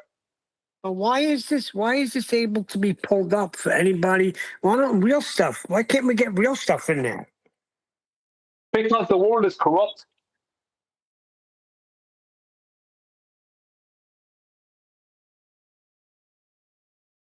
Yeah, but there's got to be a way to get in the stuff that we have in there. So when people search it out, they find out reality, not this nonsense. The one of them I was looking at, it says, they use gravity and they use a stick. Picture a large stick connected to the plane. That's gravity. Wow. That's the very thing that Adam Meakin showed to be 100% incorrect in 2016. That's the very thing that he showed. Because he showed that if the zeniths were diverging, then he wouldn't be able to get the data he's getting. He got parallel zeniths. Right. So what they're trying to claim is like, just go and watch Wolfie speaking to Will Duffy, and you'll see what they're claiming. Watch their demonstration, Will Duffy's and Wolfie's demonstrations with the toy globe. Yeah, watch their demonstrations. For anyone who wants to know what the hell that's about. What a joke. I say it's only a matter of time. I keep asking people from the globe side, what is the calculation that I must use to calculate the curvature? But unfortunately, nobody can answer the question. Now, I know obviously some people will say 8 inches per mile squared is an approximate, but how would you put that into context? So if I'm flying an airplane and I want to avoid the mountain that's coming up, if I have to understand that it's around the curve, how would I work out how high I am from the ground and what is the adjustment in the distance? Because I'm higher in altitude, so the curve's actually now bigger than it was in the ground. Well, you have to go into abject crazy nonsense. And basically, you don't have to look. If it's a joke, it doesn't. For me to even answer this question, I have to literally beg the question for them. Because I have to give them gas pressure and I have to give them an altitude and all these other things. Like, it's just them trying to hijack reality. That's all it is. If you're 6 miles high in the air and a mountain is 3 miles high, then it won't matter. If you still hold 6 miles high in the air, you're not going to hit the mountain. You're higher than the mountain, so you won't hit it. There is a clearance. I think it's 1,000 feet or something like that is the clearance. That you always have to have a certain amount of clearance over mountains and other things. And it could change. It could be different for mountains than it is for, let's say, a cityscape or whatever. But there's always a clearance amount that you have to be above. But in general, it's like, in reality, it's just like, well, you're flying straight, you're 6 miles up, the mountain is 3 miles high, so you're not going to hit it. Now, if you were to take that into their paradigm, mathematically, you wouldn't hit it either, because you're 3 miles above or 6 miles above, and the mountain is 3 miles above. So it wouldn't hit it either. It'd just be the mountain would be one circle, and you would be on a bigger circle above it. That's all it would be. But you have to literally beg the question and go into their nonsense to even try and address that in any way, shape, or form. And you have to literally deny the axioms used within flight and used within measurement. And the whole lot is a mess. So it's actually, what makes it difficult is because you have to get into their paradigm too. to even and ignore a load of stuff in reality to even attempt to make that even an answer. All right, we ready? No, what? Go on. Absolutely nonsensical thing to say. Apparently, elevations are measured from the Flat Earth headquarters now, right next to the big ice wall gift shop. 6,000 feet above sea level does not mean flat ground forever. It means the average level of the oceans, which, by the way, curve with Earth. That's why we call it a geode. Ever heard of that word, Nathan? Ever heard of that word, Nathan? Geode? He did say geode. Wow. Which, by the way, curve with Earth. That's why we call it a geode. Ever heard of that? Oceans, which, by the way, curve with Earth. That's why we call it a geode. Ever heard of that word, Nathan? When you say 6,000 feet. Good. Can't get 6,000 feet from that thing you got behind you. Just right off the tangent anyway. Geode. Is a Ever geode heard of a that rock? word, Nathan? Is a geode a rock with a hollow formation inside? Can you have NASA show us this geode? You fucking imbecile, you. I'm gonna save that. Play, dumb fuck. Copy at current time. We'll deal with that tomorrow. How do you spell geode anyway? Geode. Geode. Let me stop sharing.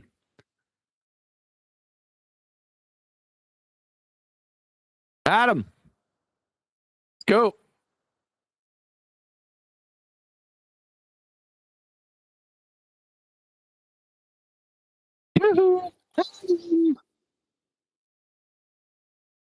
You All right, shout my well- name there. Sorry, I didn't. Yeah. Yeah, I did. Adam. Yeah. Fuck. I'm at work still, mate. Fuck. Yeah, I'm at work. Oh, I'm wanted. You have to bear with me 2 minutes. All right. I thought it was 12:30. It is, but we're trying to start off, get an early start. Oh, yeah. Sounds good.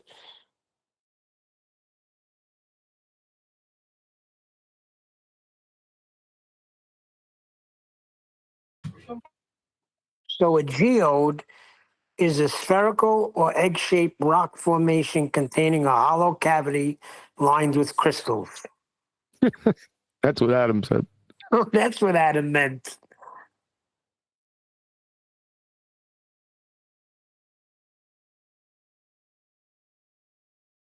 Oh, it's formed over millions of years. Wow. Amazing.